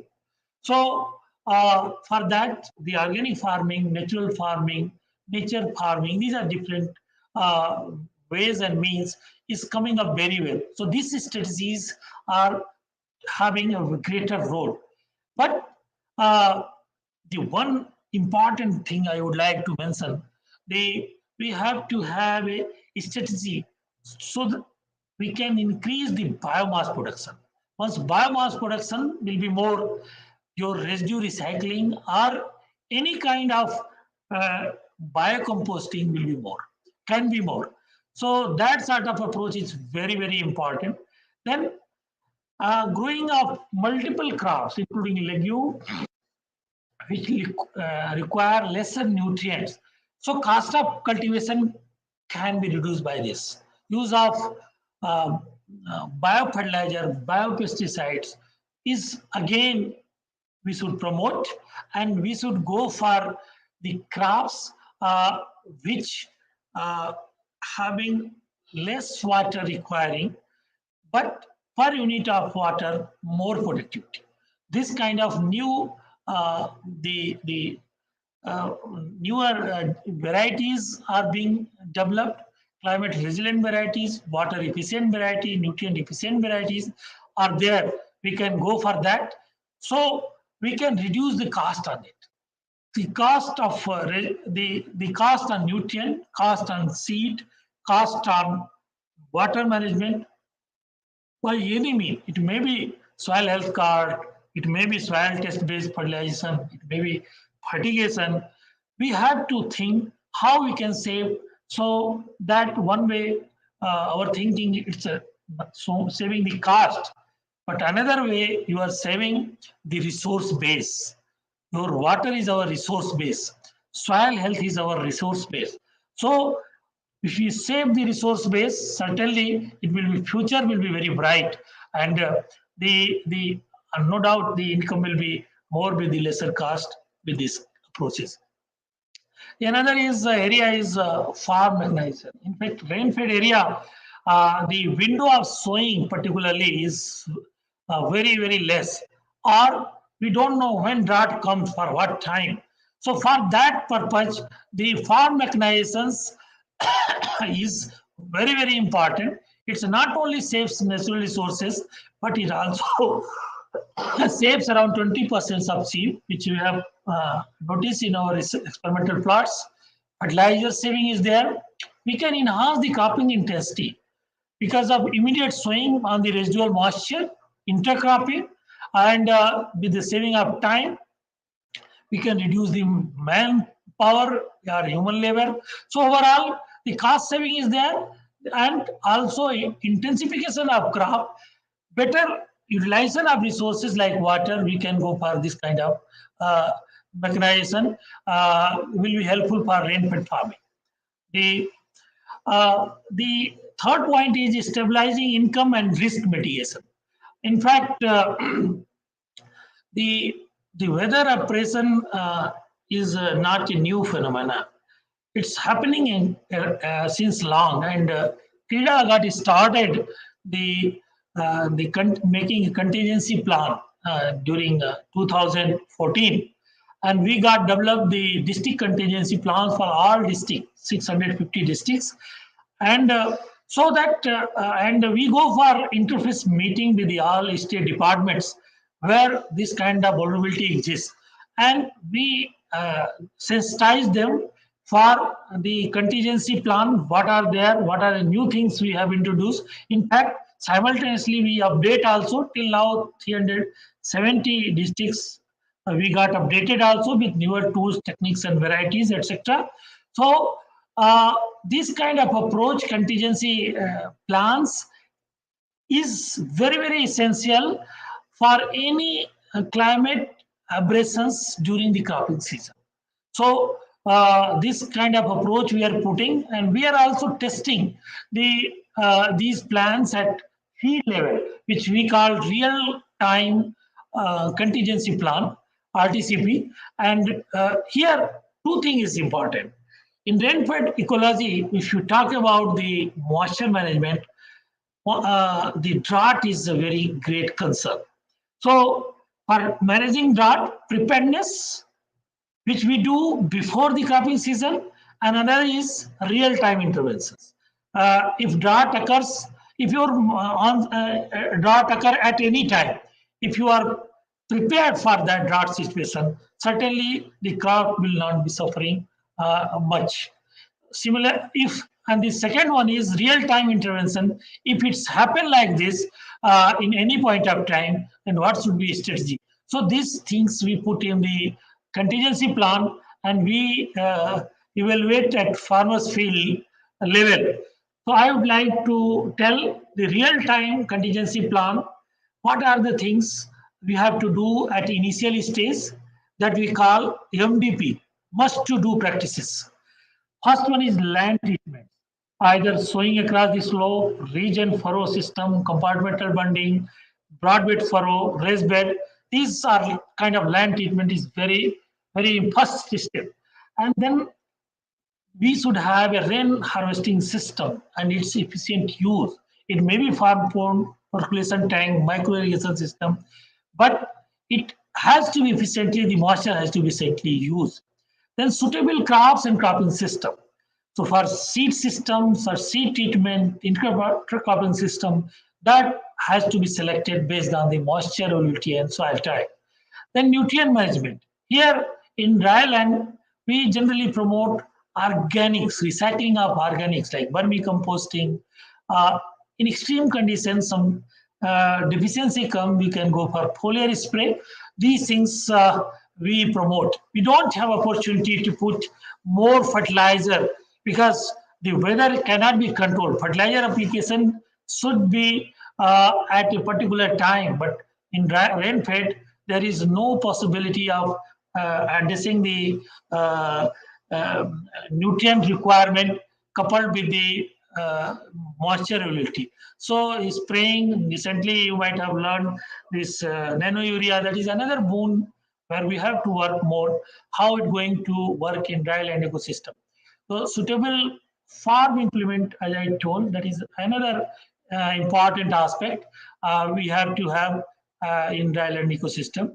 And since we talk not only for crop, we talk crop, at least crop and livestock, so fodder system at household level must be there. So this kind of preparedness we should have. And apart from this, there are four kind of situations occur. I told the delayed monsoon situation, early drought, mid-season drought, and late-season drought. So for that, we should have a different kind of strategies. So center-wise and climate-wise, soil type-wise, different crops and varieties are identified. And using that varieties and crops, the gains in terms of yield, we can have more than 25%. We can increase the income by 30%. And rainwater efficiency is again much, much higher, which generally farmers do in the field. The another situation I told, the early season drought. So what sort of real-time contingency planning we have to do? In fact, here climate-wise, if it is dry, semi-arid zone, in the different places we have mentioned, Arjia, Anandpur, Agra, Hisar, like that. So these are our TCP interventions like conservation furrow, ridge and furrow, application of muram, mulching, intercultivation, foliar spray of potassium nitrate, weeding, interculture. These are required. But if it is happening in moist humid zone like Jagdalpur, Phalbani, which is in septisol and episol, weeding and interculture operation is sufficient. So with this, we can have an enhanced productivity ranging from 14 to 33%, income of more than 35%, and again a very high water use efficiency, rainwater use efficiency. Similarly, the mid-season drought occur between the crop season, then what should be the strategy? Again, zone-wise we have identified. Here, the foliar spray, the supplementary irrigation, conservation agriculture, weeding and interpret, these are very, very important. And we can, using these different kind of interventions, we can have yield gain of 10 to 46%, income more than 30%. With higher water efficiency. So the another area, how to make, can we bring a drought proofing in the regions where less than 500 rainfall? So this is one case study from Karnataka, Tumkuru. Here we got created 170 water harvesting structure. These are kind of community tank, farm pond, check dam, water storage structure, and we in these structure we find a huge amount of water was stored, and this harvested water used for life-saving irrigation during the dry spells, and this result is for 2015. And the yields of groundnut was increased by 40%, paddy increased by 31%, finger millet yield increased by 56%. And in succeeding crop, the area of Rabi season crop, which was generally remained fallow, it again increased by 21%. So this kind of drought proofing can be done if you go for different kind of RTCP, real-time contingency management programs, and creating the water storage. I will just take, I think I have taken a sufficient time, but a few minutes I will take. The conservation agriculture, in fact, the CA is most prominent in India in irrigated ecology. But in fact, the concept of conservation agriculture most suited for dryland ecology. Here, apart from three principles of conservation agriculture, one is minimum soil disturbance, the another is permanent organic cover, and the third one is diversified crop rotations. The fourth one principles we included the moisture management. Fourth principles, if you include, there are a lot of gains. There are several gains occurs. In terms of productivity, soil health, ecosystem services. One example I will put, just see, it's not only in the irrigated ecology, Punjab, Haryana, and Western UP, farmers burn their field, rice residue. Here also, I find the residue farmer used to burn when in the areas, in rainfed areas where rice is mostly grown. I saw personally in Karimnagar and Adilabad in Telangana, farmers were burning the residue. So if you go for zero till sowing of the crop, we can improve the soil nutrient availability, moisture holding capacity, and in extreme condition, it protects the soil by buffering the temperature also. Our experiences shows the villages where we went for zero till with the mulching. This time heat wave effect was lesser in comparison where mulching of the residue was not there.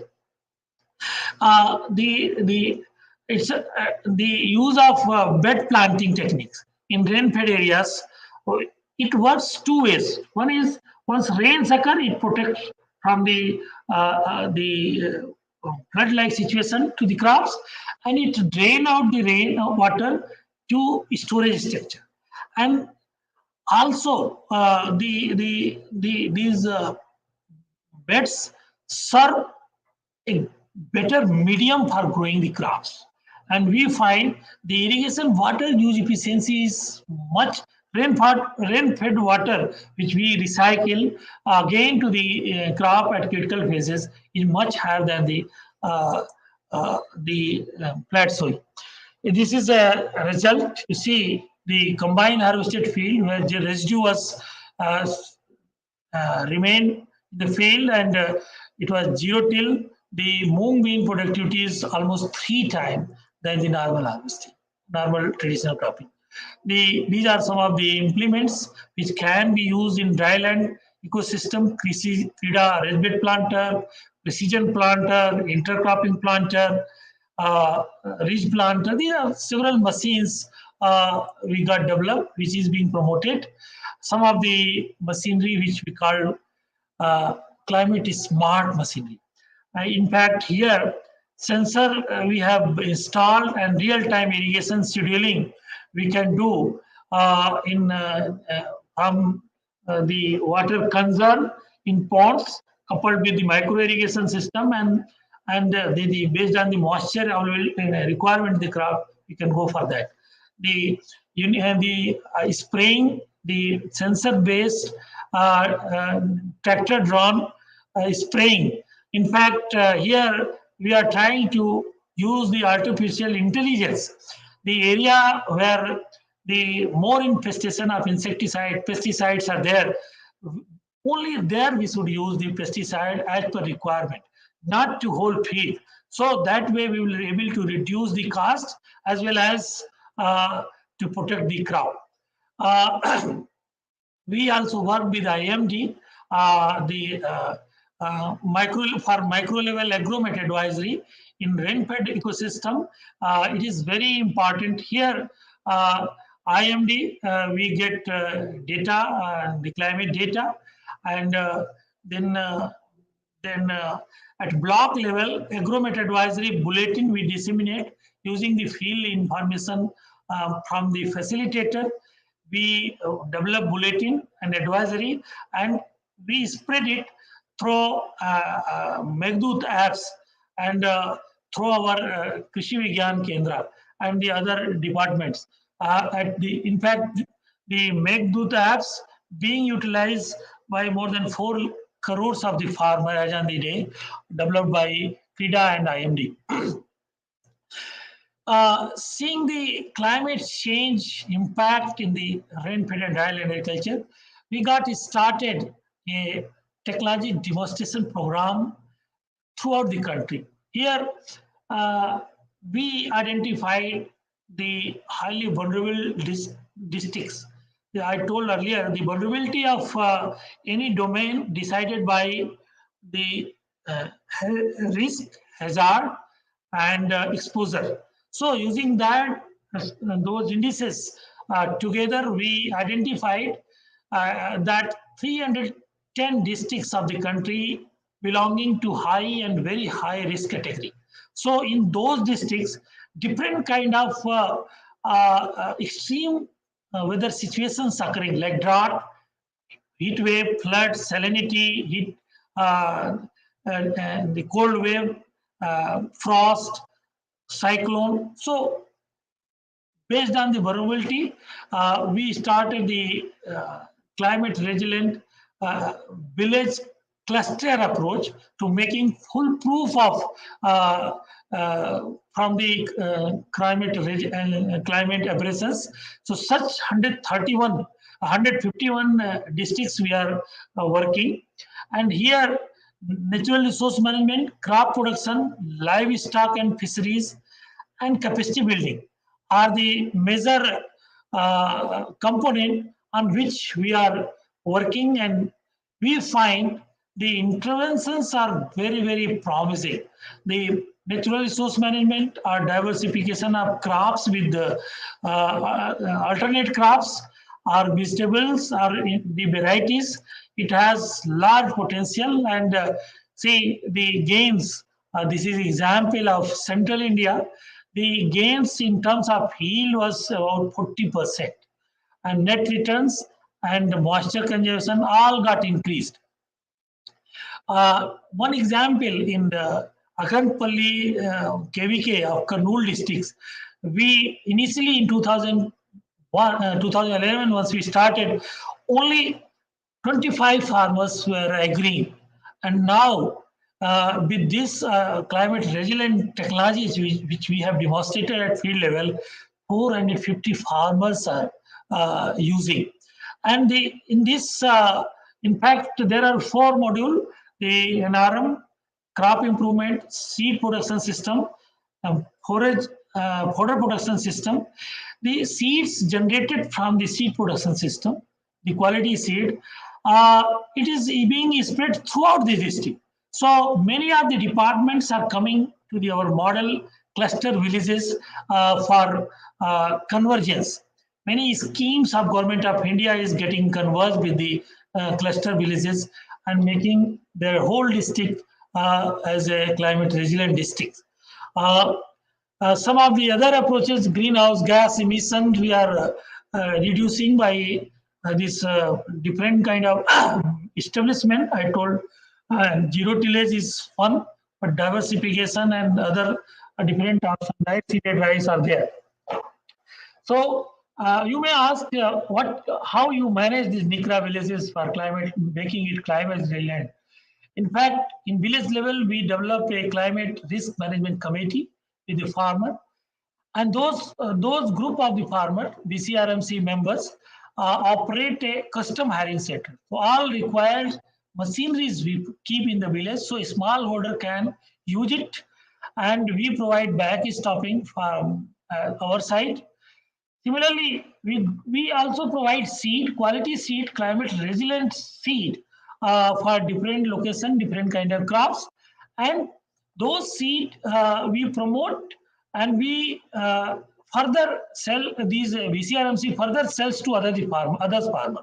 So that way the quality seeds goes throughout the clusters, and similarly the different kind of fodders, quality fodder we provide, and that also grows in the blocks, and those fodder being utilized for the livestock, and also sapling and seeds of these fodders we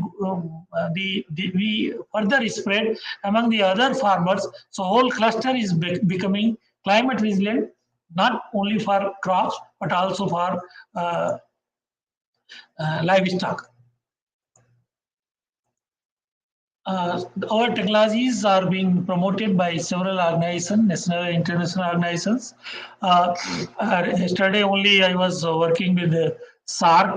So the people from Pakistan, Nepal, Sri Lanka, Maldives, Bangladesh, they are also very keen to take and adopt this climate resilient technology developed for rain-fed ecologies. So now, what are the pathways? How we can progress for sustainable rain-fed agriculture and doubling farmer income. The first and most important is the technology targeting and its upscaling in rain-fed area, and it should match with the natural resource environment.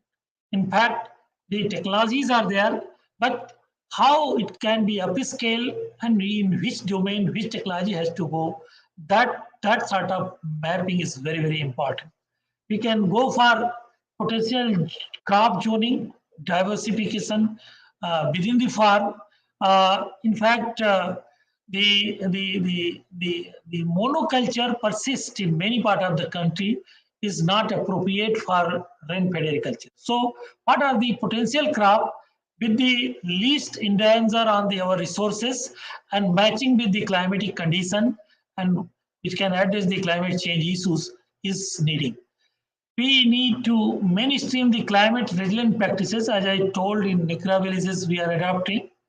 Its operation at district operation of contingency plan, which we have prepared for 600 50 districts, many of the states not yet using. So they have to come forward and they have to adapt to make it more sustainable agriculture.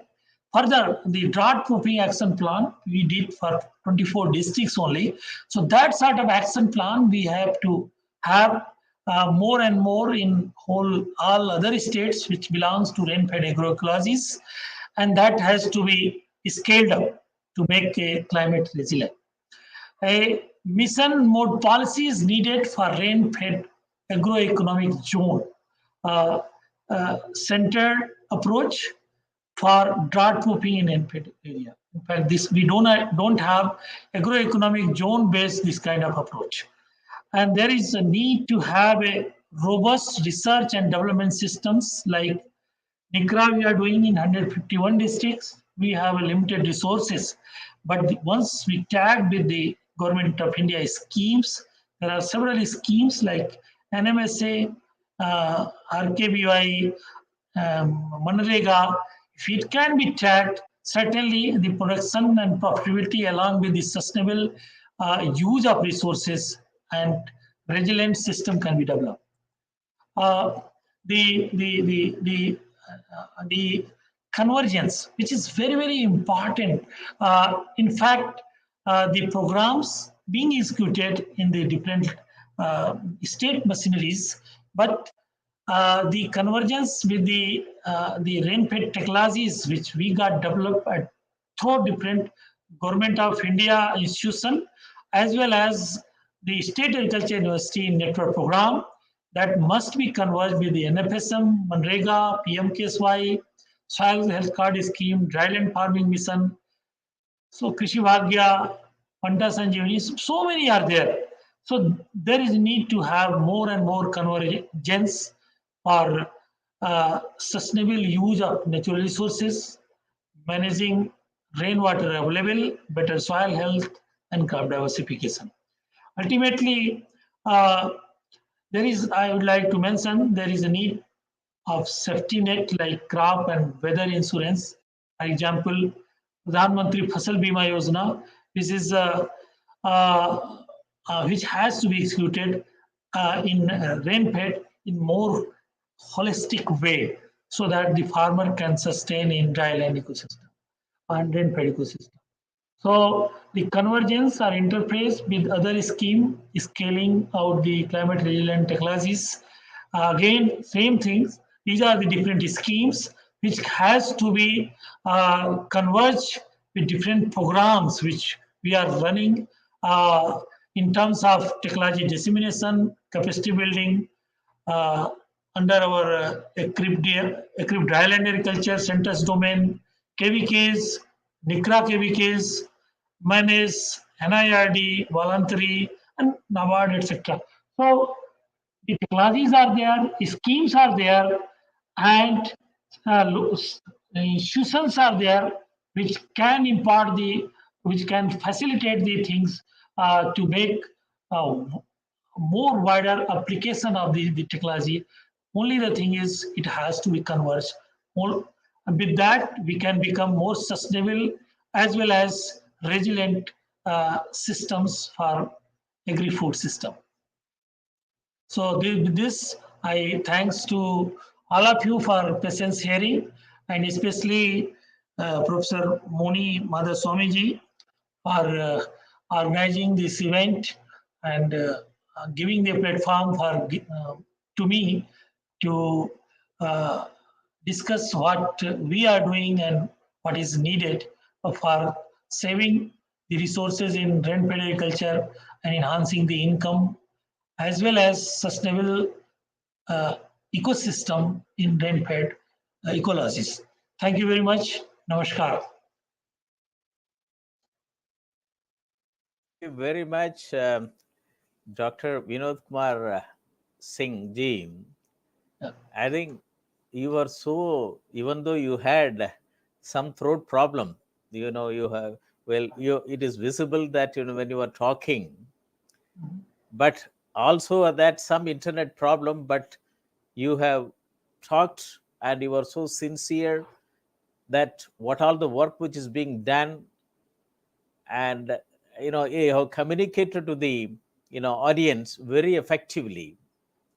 And the title, on harnessing opportunities in rainfed areas, pathway to prosperity, you have so meaningfully and intellectually you brought it with all S&T dimensions. And I have been interacting with the CRIDA 1985 onwards, since its inception. I was closely associated with All India Coordinated Research Project on agromet advisories. Okay. And along with many meetings I have attended, along when I was given the digital technology in agriculture for agriculture sector. In 1985-87, I was the project director for a district level computerization program, 520 districts. Then at that time, I created 28 sectoral database development programs. And now, at that time, technology was not available, but we are very strong on information systems. If they would have operationalized it today with artificial intelligence and big data analytics and blockchain, decision making would have been much better. Convergence of government scheme would have been very easy. Then 95, when I was given the entire agriculture sector, I initiated the program, prepared a blueprint, IT blueprint for agriculture sector through a national conference at Vigyan Bhavan. National Conference on Informatics for Sustainable Development. 15 Informatics Network program. With the help, and that's how my association with ICR, when Dr. Paroda was the Director General ICAR, we were able to bring in networks in ICAR and State Agricultural University. And then you have seen the agriculture sector. Even before the National E-Governance Plan was approved by 2005, we had an IT blueprint for agriculture sector from 95 onwards. I started doing it with a great support from the ICAR and the Department of Agriculture Cooperation and other relevant departments. But a lot of schemes have come out, but it is necessary that rural youths have to be trained on these schemes. And you have broadly put it that towards the end, you come out with a lot of, you talked about pathways. You talked about 7 pathways, you talked about it. It is very important. 5 pathways, you talked about it. And also said it that this is a time that convergence of schemes has to merge at village level. I also talked during my initial remarks. Many central government schemes don't even meet at farm level or farmer level. It is a time, and technology is very important. Even the Doubling Farmers Income Committee report talked about 13 strategies. And digital technology in agriculture in volume 12B, 7 mission mode programs, where it clearly said that technology adoption for irrigated sector is different, rainfed sector is different, tribal agriculture is different, smart irrigated farming, smart rainfed farming, and smart tribal farming.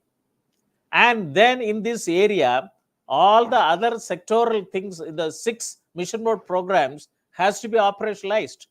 And you have demonstrated what CRIDA in Center for Dryland Agriculture, Center for Research in Dryland Agriculture has been doing since its inception in various areas. And you have proved results. And you also have a contingency plan. And I for an example, 2 weeks back, there are some 15 students from Agar Malwa district from Madhya Pradesh. They brought to the Centers of Agricultural Informatics and E-Government Research Studies. This is the first center in the world to having an engineering university having an agriculture as a use case. So when I looked at Agarmalwa district, lot of agriculture value chain, the students at the school level wanted to get into as an entrepreneur, wanted to be an entrepreneur, and how we can get into that. And then subsequently, I had a discussion with the district collector. He also get encouraged. And now the thing is that let us work on orange value chain from Agar Malwa district. and bring in all the stakeholders. If you see the Doubling Farmers Income Committee report talks about digitalized agricultural value chain for more 400 agriculture commodities, integrated farm health management.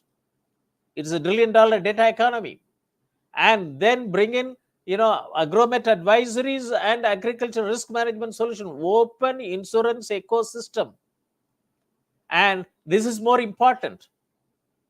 And then agricultural resources information system, we should know what is available on the ground and below the ground and above the ground. And then this digitalized input access to the farmer. And you have given every aspect through your all India coordinated research project on agrometrology, or all India coordinated research project in dryland agriculture. So you have you have research technique, you have proven techniques, and you have methodology, you have trained people, and an international, it is not a national research center, it is an international nature, international reputation. And now this is that, how to bring in. That's why when the Doubling Farmers Income Committee recommendation is going on, we introduce smart rainfed farming. How the digital technology can bring in everybody together. How to promote smart rainfed, rainfed farming, smart rainfed farming. And that's why when I retired as Director General NIC in 2013, this university, Shobhit Institute of Engineering Technology, deemed to be university, it is in western part of Uttar Pradesh. They said that, Professor Moni, please join with us. Let us bring in agricultural informatics as a discipline. Let us train agriculture graduates, engineering graduates, non-engineering postgraduate students through IT in agriculture. Let them bring back to them into the rural area. And this is a university which has got set up 5 centers of excellence to promote technology in agriculture and SMEs and health for the rural India to shine, smile, and roar. It's very important. So, and you must have seen that why Professor Moni is reading out all the topics which have been discussed in this webinar series, to drive to a point that rural India has got so much problems to be attacked. And we have to create so many Krishi Vigyan Kendras at village level. Each Gram Panchayat should have a Krishi Vigyan Kendras. That's why we have been now through this webinar series, since I was part of the Doubling Farmers Income Committee. Then I thought that during the COVID situation, being a farmer technocrat, why to keep quiet? You have an internet, you have an university platform, you have a laptop. Let me initiate a webinar series on doubling farmers' income by 2022. Let everybody know about it. What is this committee report? When Prime Minister Modi has announced doubling farmers' income, a personality like Dr. Ashok Dalwai brought all that, people, SNT people and policymakers together, and then he had the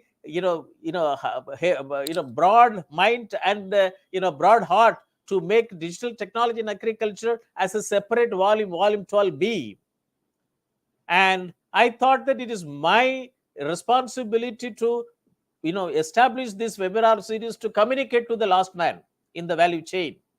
And today I'm very happy that I was able to have the 91st edition today by a very distinguished scientist, Dr. Vinod Kumar Singh. And when I read your profile, I was so happy, even though I have been interacting with the ICAR and also from CRIDA, my cousin who was early joined, Dr. Balasubramaniam, who was joined CRIDA in 1985. Now he's retired and is settled in Coimbatore. And I felt very happy that how to work very closely with the CRIDA. I thought the smart rainfed farming is the one area where both the Center for Agricultural Informatics and E-Government Research Studies and Center for Agribusiness and Disaster Management Studies. In this one, we have launched MTech in Agricultural Informatics, PG Diploma in Agricultural Informatics, Diploma in Agricultural Informatics, MBA in Agribusiness Management. We wanted to have one digitalized agriculture value chain per district, per agriculture commodity, so that you need a lot of people to be trained, and also promote agri-tech startup in every gram panchayat. This is what I told to Honorable Defense Minister and Honorable Agriculture Minister when 15 experts were called on 15th October 2020 during the farmers' strike. And I was one among them. I told them that when there was no farm law, and I conducted the national conference on informatics for sustainable agriculture development, because at that time my interest was to bring in Rio 8 summit recommendation on sustainable agriculture and rural development. And then when I started operationalizing it, then we finally when I was by the time when I was about to retire, I operationalized a network of 7,032 locations for monitoring national animal disease reporting system, NADRS. And then when I was I was involved as a chief advisor IT in the Department of Agriculture and Cooperation and associated with the Doubling Farmers Income Committee report, I thought that I should bring all my accumulated knowledge and interest from 1987 onwards to 2017, brought it as a 7 mission mode program. And now with this, I conducted 2 webinar series. On Thursday, National Webinar Series on Doubling Farmers' Income, and Saturday on Digital Technology for Atmanirbhar Bharat. It also talks about technology for agriculture. 90 plus 90, 180 webinar series with the different experts from both in India and abroad were talking. And it is interesting, many startups to participate. And they signed an MOU with the university to work with. So we have a mission with vision rather than vision with mission, to bring technology back to rural area. So I would like to request Dr. Vinod Kumar Singh that how these 2 centers of excellence and in the Center for Central Research Institute for Dryland Agriculture, CRIDA, can work together along with the National Rainfed Area Authority to bring in smart rainfed farming a reality at the grassroots level. And you also well defined, and we can as a research institution and academic research institution and rainfed area authority policymaker, and also lot of NGOs, social entrepreneurs working in the grassroots level through this network, and by appropriately undertaking capacity building of all the engineering graduates, postgraduate students, and also agriculture graduates in retrofitting on IT in agriculture, that is agricultural informatics. The country needs about 1 lakh agricultural informatics professional to see that the digital technology is already mapped on agriculture technology and agriculture problems. So this is very important, and I would like to hear from you, and also that how we can work together to bring in short duration diploma programs on the technology which is available, and on a targeted manner through startups, and also through these agricultural informatics program which we have launched. And this is the first university in the whole world to have an MTech level programs in informatics. Frankly speaking, when this program was being discussed from 2010, Professor R.B. Singh, Rambadan Singh, former director IIRA, and many ICR scientists, including Dr. H. Gupta, former director IIRA, and many people were involved, and they said that at least all the technical scientific officers of the ICR institution should be converted as MTech in agricultural informatics. And they are all MSc agriculture science people, and they are working in technical area. How we can convert them of ICR institution and agriculture universities on MTech in agricultural informatics. This is an important, and I'm very happy. And today you have opened my eyes, by giving lot of examples without any hesitation. You have opened up, and this is an important thing that CRIDA has contributed to the great country. and we should make that, the income revolution takes place in the Rainfed area. And enough technologies has been developed for irrigated agriculture. And I would like to quote that, last week when Professor Mahentesh Singh talked about farm linked and secondary agriculture, he quoted that one slide, the last slide. Green revolution brought food security, in 1940, from now onwards, from 1947 to now, and hereafter by 2047 it will be income revolution.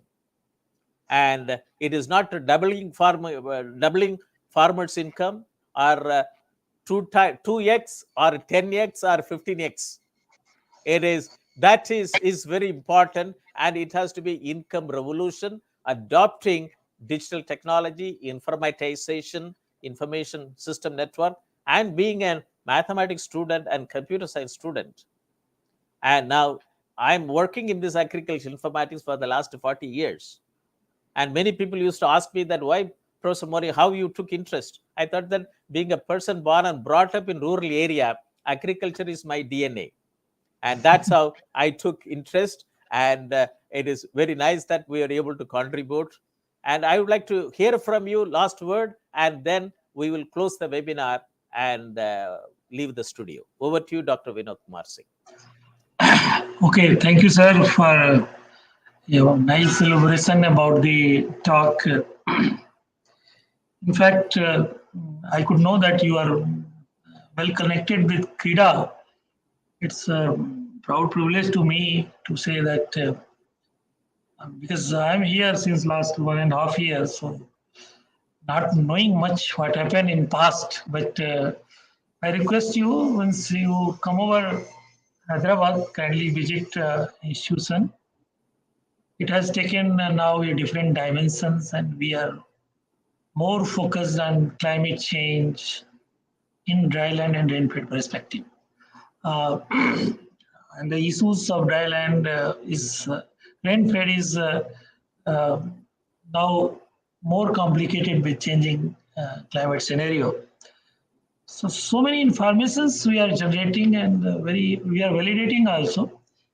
But no doubt, in digital era of this world, we must connect with those platforms to enhance our analytical ability, our to identify the domains and technology targeting. In fact, that is also possible with this kind of connections, this kind of interaction are working together. Yesterday I was in a SARC meeting in Gandhinagar. So CRIDA got developed one drought network program for India. So that is just a model, a tool, along with the IWMI, International Water Management Institute. So there we have put it all the information past 50 years, what kind of scenarios were there, and now by digital means, sitting at any place of the country,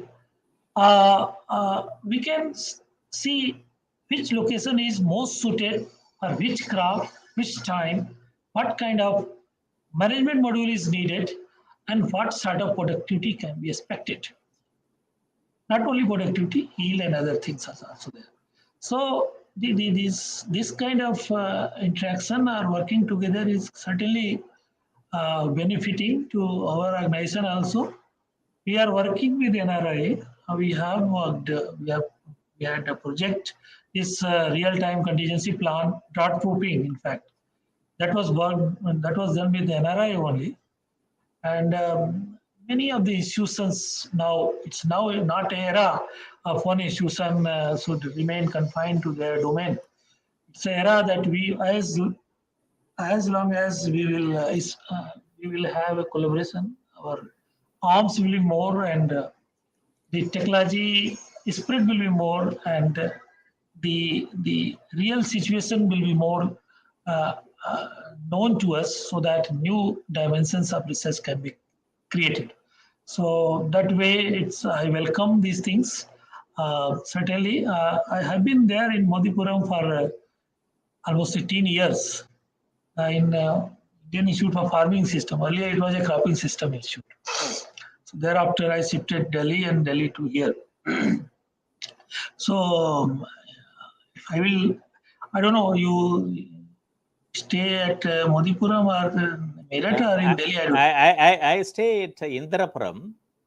Indrapuram, okay. I know we have a small campus in sector 57. And, okay.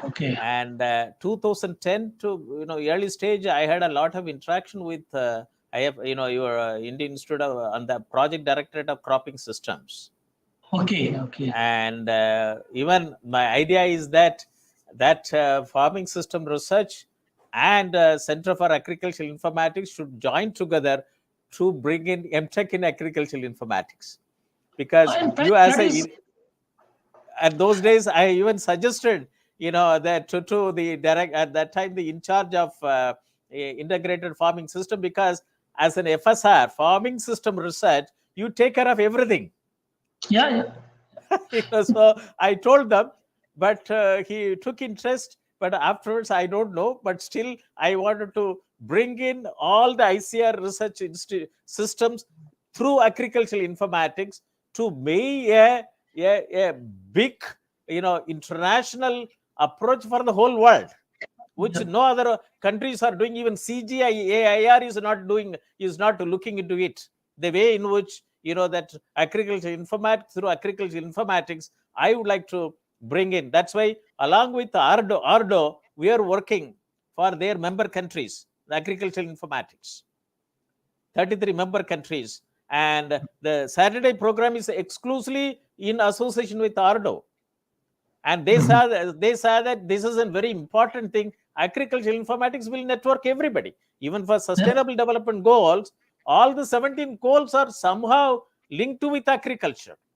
Yeah. If we have a digitalized agriculture, all the things will be corollary and it will be derivative. So I'm very happy and for your input. National e-governance program on agriculture, when my group was doing it, SRS, I recommended one of your good pilot project of All India Coordinated Research Project on Agromet Advisory. It was in Karnataka, to be replicated throughout the country. That was my recommendation. Okay. I studied thoroughly and they were doing wonders. And this is 2011-12. And when I studied it, out of your all other, this particular center was doing wonderful thing. I have documented and also put it in the report and also presented to the ministry that this model should be replicated throughout the country. And that's how the agri-tech startups come. They can take it up. And to the that's why 2.25 lakh agri-tech startup has to come. I initiated everybody now take an interest in an important manner, and this is I'm very happy. And then next one is that even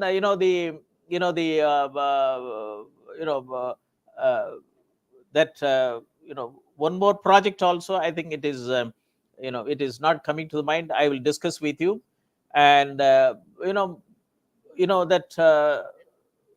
at the grassroots level, that Agromet Agricultural Resources Information System, and for Rainfed area is more important, because you should know, this will facilitate what to sow, where to sow, how to sow, and why not, how not, and all 5 W's and 1 H will be answered.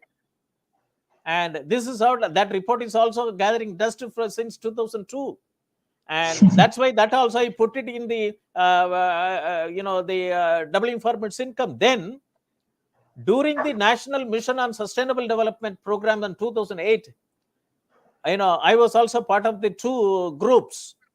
And along with NPS's LUP, Dr. A. Nadarajan, he was from the Bangalore Center, we thought that, village level information system for NMSA has to be established. Soil resources mapping, along with village level information system. Based on the district information system on village, which I worked in 87, all the parameters were brought and put it in the recommendation. And we also, that committee report talked about 1,500 crores to be earmarked for that soil resources information system beyond the, the ninefold classification at the grassroots level. And it was about EPC note should have supposed to be put up by the DDG, natural resource engineering, natural resource management. And it went up to that level. It will be a joint project of NIC and ICAR, that agriculture engineering or natural resource management. If that project would have been done, today we would have got enough systems at the grassroots level, digitalized systems. These two things I worked that's why Dr. Paroda on those days are also, he used to be very happy. He gave a free hand for me to work. And when he was the Director General ICAR, and till now, I continue to have, collaborations and cooperation with ICAR systems, because everybody knows about me. And, and now this has to be achieved. And also you can, since I told about that one pilot project, one KVK is doing project directed on agromet advisories, you can see that still they are doing that work or not. Afterwards, I discontinued of looking into that. But such type of good project which is being done under your All India Coordinated Research Project has to be replicated with the technology. This is where I would like to both this Center of Excellence, a Center for Agriculture Informatics, E-Governance Research Studies, and CRIDA, let us join together and let us undertake digitalization in a very effective manner. So with this, I would like to thank you. And I thank Dr. Ashok Dalwai. He is a patron. We work together. And he said that when I said it, now I have talked about many areas. Now I talked about smart tribal farming. Now I want to do smart rainfed farming. Why can't you suggest an expert to talk? And then we'll take it up, smart rainfed farming as a network. He said that, Professor Moni, don't worry about it. And CRIDA will be doing that, and please talk to so and so. So that's how I was able to have it, and I'm very happy that you said it. Even though you said that you will be coming early morning today, and then you fix it to 3 o'clock. But today also you had some problem. Some VIP was visiting your Institute Director General ICAR, but I'm very happy that we have delayed only by 3 minutes, nothing more than that. 3 o'clock, we were able to do that. But today we are able to have this discussion for 2 hours, 23 minutes. And let this be a stepping stone for creating smart rainfed farming in a very big manner in association with the National Rainfed Area Authority and CRIDA and Shobhit Institute of Engineering Technology under National Webinar Series on Doubling Farmer Income by 2022. With this, I would like to thank you, and I would like to thank all the participants. And this will have a continued, viewerships of this video. And and many startups will come and they will discuss that, sir, we have seen this video, we would like to work with you, or we would like to work with the CRIDA, please help us. This is how we will network them. And let us have an action plan, let us sign an MOU, and let us work together. Thank you very much. And I thank Honorable Chancellor, Honorable Vice Chancellor, and faculty members and the participants, and above all, Dr. Vinod Kumar Singh, our honorable guest speaker today, Director, Indian Council of Agricultural Research, Central Research Institute for Dryland Agriculture. Thank you very much. Thank you. Have a nice day. Thank you. Thank you. We'll leave the studio. Thank you.